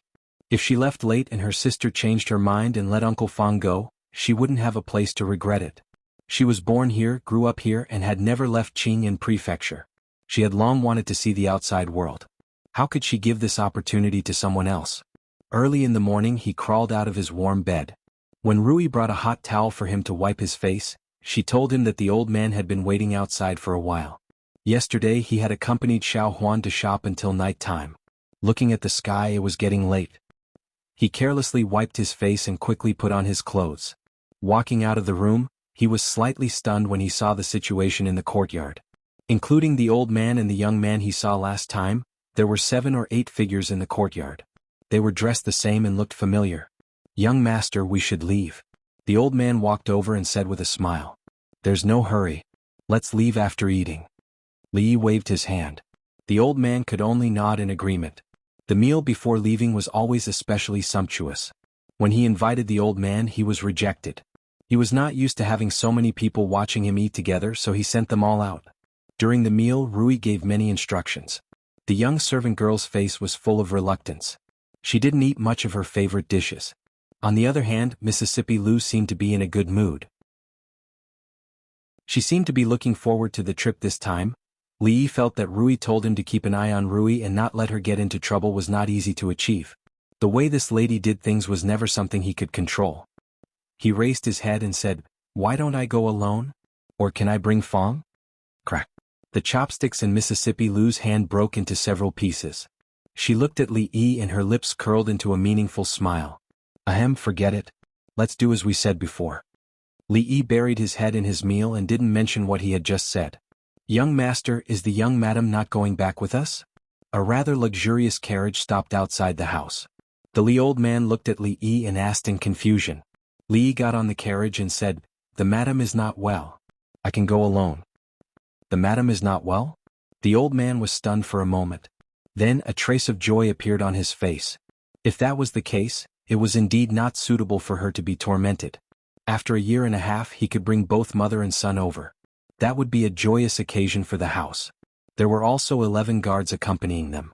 It was said that there should have been 14 guards, but because one of them was injured, 2 were left behind to take care of him. After a few days they would return on their own. Lu Rui didn't sit in the carriage. She rode a horse and walked in front. Li Yi opened the curtain and waved goodbye to the people standing at the door. His line of sight was fixed on the door. He watched as the figure at the front of the carriage turned from clear to blurry. Beside her, there was a small figure waving his hand non-stop until the carriage turned a corner and he could no longer see it. Chapter 299. The carriage drove out of the city gate and headed east along the official road. The stable carriage gradually became bumpy. The so-called official road was actually just a slightly flat dirt road. It was far from the asphalt road or even cement road of the future. The carriage did not have any shock-absorbing properties. It was fine if the distance was short, But sitting in the carriage for a few hours was no different from riding a motorcycle on the village road of the future. Li Yi had not felt this kind of torture in a long time. He let out a long sigh. If it wasn't for this, he should be flying with Rui and going on a sweet honeymoon. They should be looking at the mountains, the water, the flowers, the stars, and the moon. He wouldn't be lying in the carriage alone or the two of them. The curtain of the carriage was lifted, and fresh air with a light fragrance rushed in. Li Yi made some space for Mississippi Lu. Bored to death, he looked through the gap in the curtain and threw a broad bean into his mouth while looking at the road that kept going backwards. Although riding for a few hours was a piece of cake for Mississippi Lu, it had long lost its initial novelty. She was in a deadlock with Li Yi over the last few broad beans in the bag. Until Li Yi threw in a broad bean with his own saliva in exchange for a fierce eye roll from Mississippi Lu, he finally won. After a few hours of traveling, everyone must be tired. Why don't we rest for a while? Li Yi moved to the front of the carriage, lifted the curtain, and said to the people outside. Old Man Li stuck his head out from a smaller carriage in the back and said, "Young master, it's getting late. In less than an hour we'll arrive at the next county. Once we get there we'll first find an inn to stay at and then set off tomorrow morning." Li Yi nodded and climbed back into the carriage. He secretly rejoiced that the distance between Qing and Prefecture and the capital was not too far.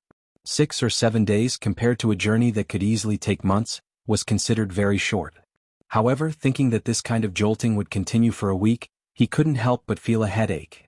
In the small courtyard the sun was about to set.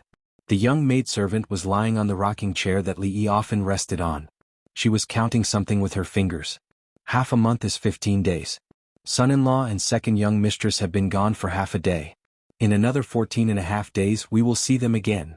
Xiao Huan? Rui's voice came from inside the house. Hearing her mistress's voice, the servant girl responded with a "ah." "Wash your hands and come back for dinner. I'll be back soon." She got up from the rocking chair and glanced out the door. When she saw Uncle Fong pass by, she turned around and walked back into the room listlessly. At the same time, Fong and a few other men had just walked out of the house. "Fong, are you sure they won't come back before midnight?" a man asked with uncertainty. "Don't worry." Fong patted his chest and said, "The women have gone to the temple to pray. They won't come back until after midnight. As long as we come back before midnight, there won't be any problems." "That's good. I heard that the competition for the courtesan belle these days will be very exciting. It's not easy to wait until my wife is not at home. This time we have to take a good look." The few men laughed in tacit understanding. Once they were on the street they immediately dispersed. I'll go to Ingchun House to have a look." "Fong, are you going to Jadeite Courtyard to see Miss Hong?" When only Fong and another man were left, the other man patted Fong's shoulder and left with a big smile. Old Fong cursed under his breath and walked in the opposite direction. At this time in Jadeite Courtyard the madam was hiding in the room, smiling happily. She was obviously in a good mood. It was a wise decision to invest all the resources on Qin Miao Miao. She was already a little famous and in the past few days she had earned a lot of attention. In addition, she had also worked hard to win the support of many young masters. Her popularity was comparable to those veteran courtesans. This year she might be able to get one of the top 10 courtesans. The only pity was that drunken Mo seemed to be possessed by something. No matter what she said, she was not willing to compete for the position of courtesan belle. If she had such a thought, her ranking would definitely be higher than Qin Miao Miao's. She had been in this industry for a lifetime and had seen all kinds of temperaments. Someone like drunken Mo would suffer sooner or later. If she didn't take advantage of her young years to work hard and plan for the future, she might be able to end up in a good family. Someone like her who acted recklessly would most likely end up in a miserable end. There was a knock on the door. The madam withdrew her thoughts and opened the door. Seeing who it was, she asked, "Drunken Mo, what's the matter?" If it was in the past, the madam would naturally not be so cold to the star of Jadeite Courtyard, her money tree. But now the money tree had changed hands, so she naturally did not need to be so enthusiastic. "Mother, aren't you going to invite me in?" Sung Zumo seemed to be completely unaware of this and still said with a smile, "I say, drunken Mo, listen to mother's advice. This will only destroy you in the end. Even if you don't think for mother, you have to think for yourself. If this goes on, mother really can't help you." No matter what, it was a relationship of many years, and the madam still did not give up trying to persuade her. Zheng Zumo smiled and said, "That's why I came this time." "You've thought it through?" The madam's eyes lit up. "Yes." Zheng Zumo nodded and said, "I'm here to redeem myself." Where did you get so much money? Looking at the stack of banknotes in her hand, the madam asked in shock after verifying their authenticity. The banknotes were real. As long as she went to the corresponding bank, she could exchange them for the equivalent amount of silver. The problem was, where did she get so much money? This money should be enough, right? Zheng Zumo looked at her and asked. Enough? The madam nodded mechanically. According to the reputation, everyone in the jadeite courtyard had a clear price for their redemption. No matter who it was, as long as they had enough money, she would let them go. Of course, she would not easily let go of drunk Imo in the past. But now, her reputation was not as good as before. After the top beauty competition, she was afraid that her reputation would drop a lot, and the money needed to redeem herself would naturally be less, at least far less than what she had in her hands. She was a little hesitant at this moment. What if drunken Imo? As soon as this idea came up, she rejected it. It was a foregone conclusion that Qin Miao Miao would replace her as the new face of jadeite courtyard. There would be no more changes. Drunken Mo's usefulness to her was actually dispensable. It was better to accept the silver and do her a favor. Have you really thought it through? The madam looked at her and asked seriously. Obviously, she had made her choice at this time. After getting Zheng Zumo's confirmation, the madam sighed and took out her contract from the box in the room. She said, for the sake of our past friendship, if you want to leave, wait until after the courtesan competition. Although her fame was not as good as before, she was still stronger than most people. At this critical time, there was no harm in gaining more popularity for jadeite courtyard. It was just a few days later. She had waited for so many years. A few more days was nothing. Moreover, the contract was in her hands. The moment she got it, she was already free. When she walked out of the madam's room, Zheng Zumo felt unprecedentedly relaxed. She finally unloaded the mountain that had been pressing on her shoulders for a long time. She let out a long sigh of relief and walked all the way back to her room. It was as if she did not see the various complicated looks from her sisters in the past. She ignored Qin Miao Miao's gloating look. She pushed open the door and walked in. She saw Xiao Chui sitting by the bed with a sad face. This silly girl, she murmured. She had wanted to give her a surprise, but since she had promised her mother to keep it a secret, she could only tell her the news after the courtesan competition.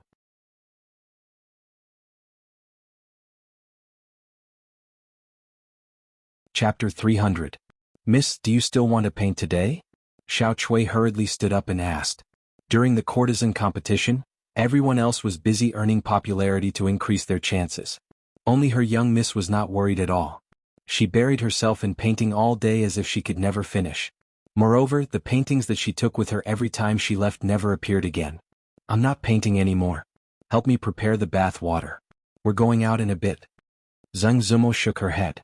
She had already raised enough money to redeem herself, so there was no need to sell her paintings anymore. Moreover, the rarer something was, the greater its value. The few 3D paintings that occasionally appeared could be sold for a good price. If there were too many of them, it wouldn't be so easy to rely on selling paintings to make money in the future when they lacked money. Watching the young miss enter the inner room, Xiao Chui touched something in her bosom. Only then did her anxious heart calm down. This time she would be the one to protect her young miss. Xiao Chui. Just as she was in a trance, she heard a voice coming from the inner room. The young girl immediately stood up and responded, jogging over. Mianxiu Garden was filled with fake mountains and waterside pavilions. It was a rare place of elegance. Anyone with a bit of status in the city would all treat this place as the first choice for inviting guests to a banquet. Especially in recent days, the garden was brightly lit almost every night. Tonight was no exception. The famous young master of a wealthy merchant in Qing and Prefecture, Zhu Qing, was the host. Those invited included wealthy young masters of merchants, as well as many famous scholars of Qing and Prefecture. With the scholars there was naturally no lack of beauties. Any courtesan with a bit of fame also received an invitation. Of course, it was not certain if they would come. After all, Zhu Qing had promoted Lu Yi this year, and he had spared no effort. He could be considered as their competitor. Naturally, some people would not come, but with young Master Zhu's reputation, many people would still give him face. Thank you, young Master Zhu, for everything you've done for Yi. Yi is very grateful. In one of the pavilions, a tall green-clothed woman bowed to the young man opposite her. Yi, what are you saying? Helping you is helping me. There's no need to be so distant between us. The young man smiled and waved his hand, saying nonchalantly. At this moment, many people were looking at the pavilion. Of the two people in the pavilion, one was a wealthy young master, and the other was one of the most famous courtesans in Qing Prefecture. This banquet was obviously held for her. When it came to the level of the top 10 courtesans, it was actually very difficult to distinguish who was superior in terms of beauty or talent. If they really used these to rank them, no one would be convinced. Every year, the top beauty competition was not only a contest between them, but also a contest between the powers behind them. This year's situation, with Zhu Qing as the leader, the young masters of the wealthy merchants mostly stood behind Lu Yi, and behind Lu Qiaoqiao stood the many scholars of Qing Prefecture. The others naturally also had their own supporters, but compared to these two people they were still somewhat lacking. The battle for the championship would most likely be the battle between Lu Qiaoqiao and Lu Yi. In a while there will be a few friends coming. They are scholars from the capital. I'll introduce you to them. Zhu Qing smiled. Miss Lu has the support of the scholars led by Yang Yanzhou. In terms of poetry we are already at a disadvantage. In a while you must take advantage of the opportunity. If you can make them sincerely help you, this time, we will have more than a 70% chance of taking the championship. Lu Yi nodded, then said with some pity, it's a pity that we didn't win over that mysteriously. If we had his help, the many scholars of Qing would not be a problem. Although Zhu Qing was a merchant, he had clearly heard of the Li that Lu Yi spoke of. Hearing this he said, don't worry, although the invitation we sent out was like a rock in the ocean, and the silver was returned, I heard that he did not participate in anyone's banquet. I'm afraid he doesn't have much interest in these things. Just keep an eye on Yang Yanzhou and the others. Just as he finished speaking, he saw Lu Yi look in front of her and say in surprise, why are they here? Zhu Qing followed her line of sight and saw a few figures walking over from afar. Yang Yanzhou, Wan Qiuyang and Miss Lu, why are they? A look of surprise also appeared on Zhu Qing's face. Although he had sent out invitations to these people, he had never thought that they would come. After all, Yi was Miss Lu's greatest rival. Why would they come to such an occasion? Although he was surprised, everyone had a legitimate competitive relationship. The necessary etiquette was still needed. It was precisely because the two of them were the greatest rivals that they had to give each other even more respect. Brother Yang, Brother Wan, I didn't think that you would come, sorry for not going out to meet you. Zhu Qing walked over and said with cupped hands. Sister Lu. Lu Qiaoqiao had become famous earlier than her, so Lu Yi took the initiative to greet her. No matter how intense the competition was in the dark, it could not be seen at all on the surface. The crowd only saw Zhu Qing, Yang Yanzhou, and the others laughing and chatting along the way. Lu Qiaoqiao and Lu Yi, the two popular courtesan candidates, held hands and were as close as sisters. I still have a few friends over there that I need to greet. I am truly sorry for neglecting Brother Yang. After some polite small talk, Zhu Qing and Lu Yi went somewhere else. Yang Yanzhou and the others could not have come to cause trouble, so they let them be. How was it? Looking at Lu Yi's departing figure, the young man beside Yang Yanzhou turned his head and asked, you live up to your reputation. Yang Yanzhou nodded and said, to be able to receive such praise from the number one of Qing Prefecture, the former number one scholar of Qing Prefecture, was already very impressive. Wan Qiuyang smiled and said, it looks like it won't be so easy for Miss Yi to win first place. Lu Qiaoqiao said with a smile, do your best and leave it to fate. If Sister Yi wins the final courtesan title, Qiaoqiao can only congratulate you. Wan Qiuyang laughed and said, Miss Qiaoqiao, don't worry. Brother Yanzhou's chest is full of ink. Just a little bit will be enough to help you win first place. The title of number one scholar of Qing Prefecture is not an undeserved reputation. Yang Yanzhou's expression was bitter as he said, Qiuyang, please don't say anything about being the number one scholar of Qing Prefecture. Aren't you making fun of me? Wan Qiuyang also finally realized that he had made a mistake just now. No matter how famous Yang Yanzhou was, as long as that person was around, the title of number one scholar would never fall to him. Then he realized another problem and said, I wonder which girl that person is supporting. If, Yang Yanzhou continued, I had originally thought that he would support the top artist of the Jade's Yard, Lady Zue Mo, but that Lady Zue Mo does not seem to have any interest in this competition. It is said that she only studies painting in her room every day. You may not know, but one of Lady Zue Mo's paintings is in high demand. A few days ago I spent 200 taels of silver to buy one. Wan Qiuyang nodded and said, it is also fortunate that she has no intention of competing for the title of courtesan. Otherwise she would throw out a few more frightening poems and the competition would be meaningless. Lu Qiaoqiao also secretly rejoiced in her heart. Although she did not have any relationship with that person, everyone was the same. This time the competition would still be fair. As she thought this, she raised her head and inadvertently glanced around. Two figures who had just walked in appeared in her line of sight. Chapter 301. It's her? Lu Xiaoqiao was startled. Because of the competition for courtesan belle, she naturally knew the famous peers in Qing and Prefecture. She even had a general understanding of each other's strengths and weaknesses. In fact, everyone had a copy of such information in their hands. Therefore she had always been very concerned about Zheng Zumo, a very threatening opponent. This kind of attention, after learning that she did not attend any banquets and did not seem to have any intention of competing for the title of courtesan belle, gradually decreased, and all their energy was focused on Lu Yi. However, they still did not dare to underestimate her, because they all knew very well that the other party was the most unstable factor in this courtesan belle competition. Therefore, seeing Zheng Zumo on such an occasion tonight, Lu Xiaoqiao would naturally think more. Could it be that she had changed her mind and decided to fight again in these last days? Having missed the best time, this hope was very slim unless Lu Xiaoqiao was not the only one who had this idea. Lu Yi also did not expect that Zheng Zumo, who never attended such banquets, would actually come tonight. After greeting her and saying a few words, she felt uneasy for no reason. After Lu Yi left, Zheng Zumo looked around and found that all the quiet places in the garden were occupied. She could only pull Xiao Chui to a relatively quiet table, planning to sit for a while and then leave. This would be considered as completing the task given to her by the procuress. Over there, looks like Miss Zumo? Doesn't she never attend such occasions? How could it be? It really is her. I haven't seen Miss Zumo for a long time. It's said that she has no intention of competing for courtesan belle. Could the rumors be wrong? However, even if she wants to compete, it's too late, isn't it? Although Zheng Zumo rarely appeared in front of people these days, the popularity she had accumulated would not fade so easily. On the contrary, because of the recent silence, there were more people paying attention to her tonight. I didn't expect Miss Zumo to come too. Looking from afar, a trace of surprise appeared on Yang Yanzhou's face. Wan Qiuyang cared about other things and said, just in time. After hearing what Yanzhou said just now, I also want to buy a painting from Miss Zumo.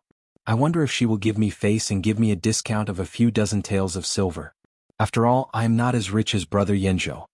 As they chatted and laughed, they walked over. Zheng Zumo naturally didn't know what the people in the distance were thinking. Looking at Xiao Chui, who was still frowning, she finally couldn't bear to let her worry, so she whispered a few words in her ear. Xiao Chui was startled. Then, a look of joy appeared on her face. Miss, is what you said true? In the future we shall lower your voice. Zheng Zumo gestured for her to keep quiet. This news couldn't be announced yet. Hee, I got it. The worry on Xiao Chui's face disappeared. Since her mistress had already redeemed herself, what was the point of competing for the title of top courtesan? Wherever her mistress went, she would go. She wouldn't have to be afraid anymore.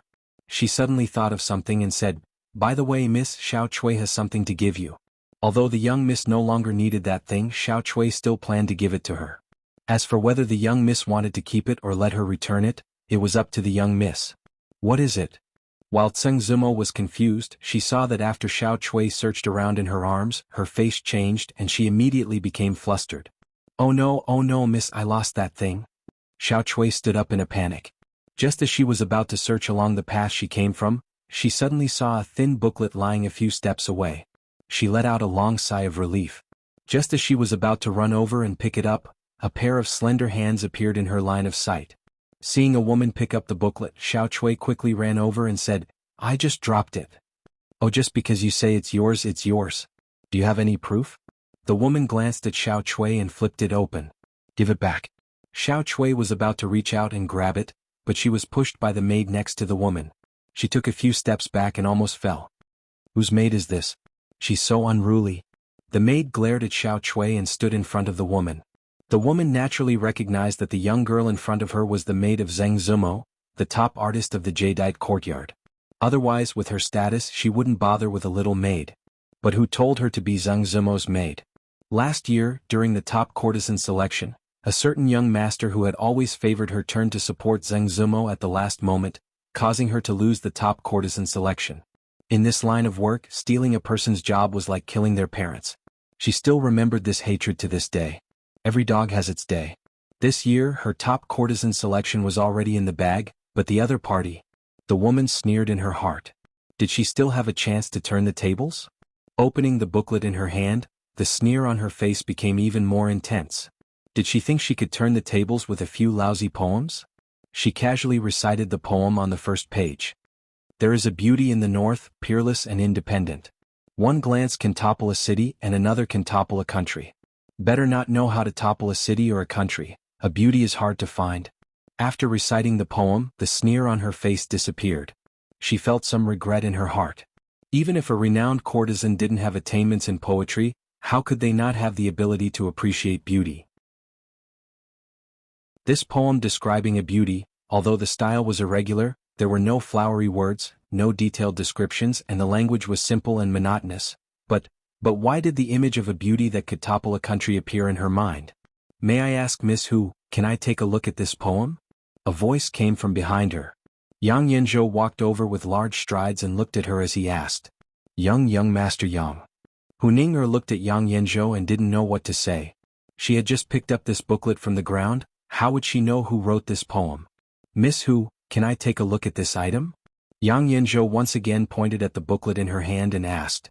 Hu Ning'er nodded her head in a daze and handed over the booklet in her hand. Yang Yanzhou was the head of the scholars in Qing'an Prefecture. He wasn't someone she could offend. Song of a beauty? I didn't think that there would still be someone who could write a folk song poem of this level. I wonder who the scholar who wrote this poem is? Can you introduce me to him? Yang Yanzhou's face showed an expression of admiration as he looked at Hu Ning'er and asked. This poem was written for our family's mistress. Following the arrival of Yang Yanzhou and Lu Qiao, the crowd gradually gathered towards them. Xiao Chui's voice was blocked out by the crowd. Hu Ning'er's expression changed a few times before she suddenly smiled and said, To tell you the truth, this poem was given to Ning'er by a young master. That young master specifically told me not to reveal his identity. I hope young Master Yang doesn't take offense. Her face carried just the right amount of apology, as if there really was something that was difficult to say. Anyone who saw this would not have any thoughts of blaming her. This song of a beauty was completely different from those obscene lyrics and songs. There wasn't a single word of description in the entire poem, and it left one's imagination running wild. Even as a woman, Hu Ning'er couldn't wait to meet the beauty in the poem. If this poem could be publicized by Yang Yanzhou, it would greatly increase her reputation. Zheng Zumo, I'll reluctantly accept this gift. Hu Ning'er muttered inwardly, and the smile on her face became even more radiant. Devastatingly beautiful? How beautiful must this woman be? Even the legendary beauty Bao Si can't be compared to her. She only listened to a few lines of the poem, yet she's so eager to meet the beauty in the poem. In the next few days, I'm afraid the Golden Phoenix Pavilion's door will be trampled to pieces. Miss Ning'er's title of courtesan belle is in the bag. If the Golden Phoenix Pavilion invests more resources, she might even be able to fight for the title of courtesan belle. Hu Ning'er's heart was blooming with joy as she listened to the crowd's discussions. Tonight's surprise was simply too big for her. At this time Yang Yanzhou flipped to a page and in the next moment, a puzzled voice sounded in her ears. The clouds think of her clothes, the flowers think of her face, the spring breeze caresses the balustrade with dew. If we don't meet in the jadeite courtyard, we will meet under the moonlight on the Yaotai Pavilion. May I know when Miss Ning'er transferred to the jadeite courtyard from the Golden Phoenix Pavilion? Jadeite courtyard? Hu Ning'er's expression froze. You're tuning in to the Han Li's Wuxia Chronicles YouTube channel. We're so grateful for your support and don't forget to subscribe to join us on this incredible journey through captivating stories. Your generosity through donations truly makes a world of difference, as it's the primary source of revenue that allows me to expand and enhance this channel for you. Thank you from the bottom of my heart for being a part of this adventure.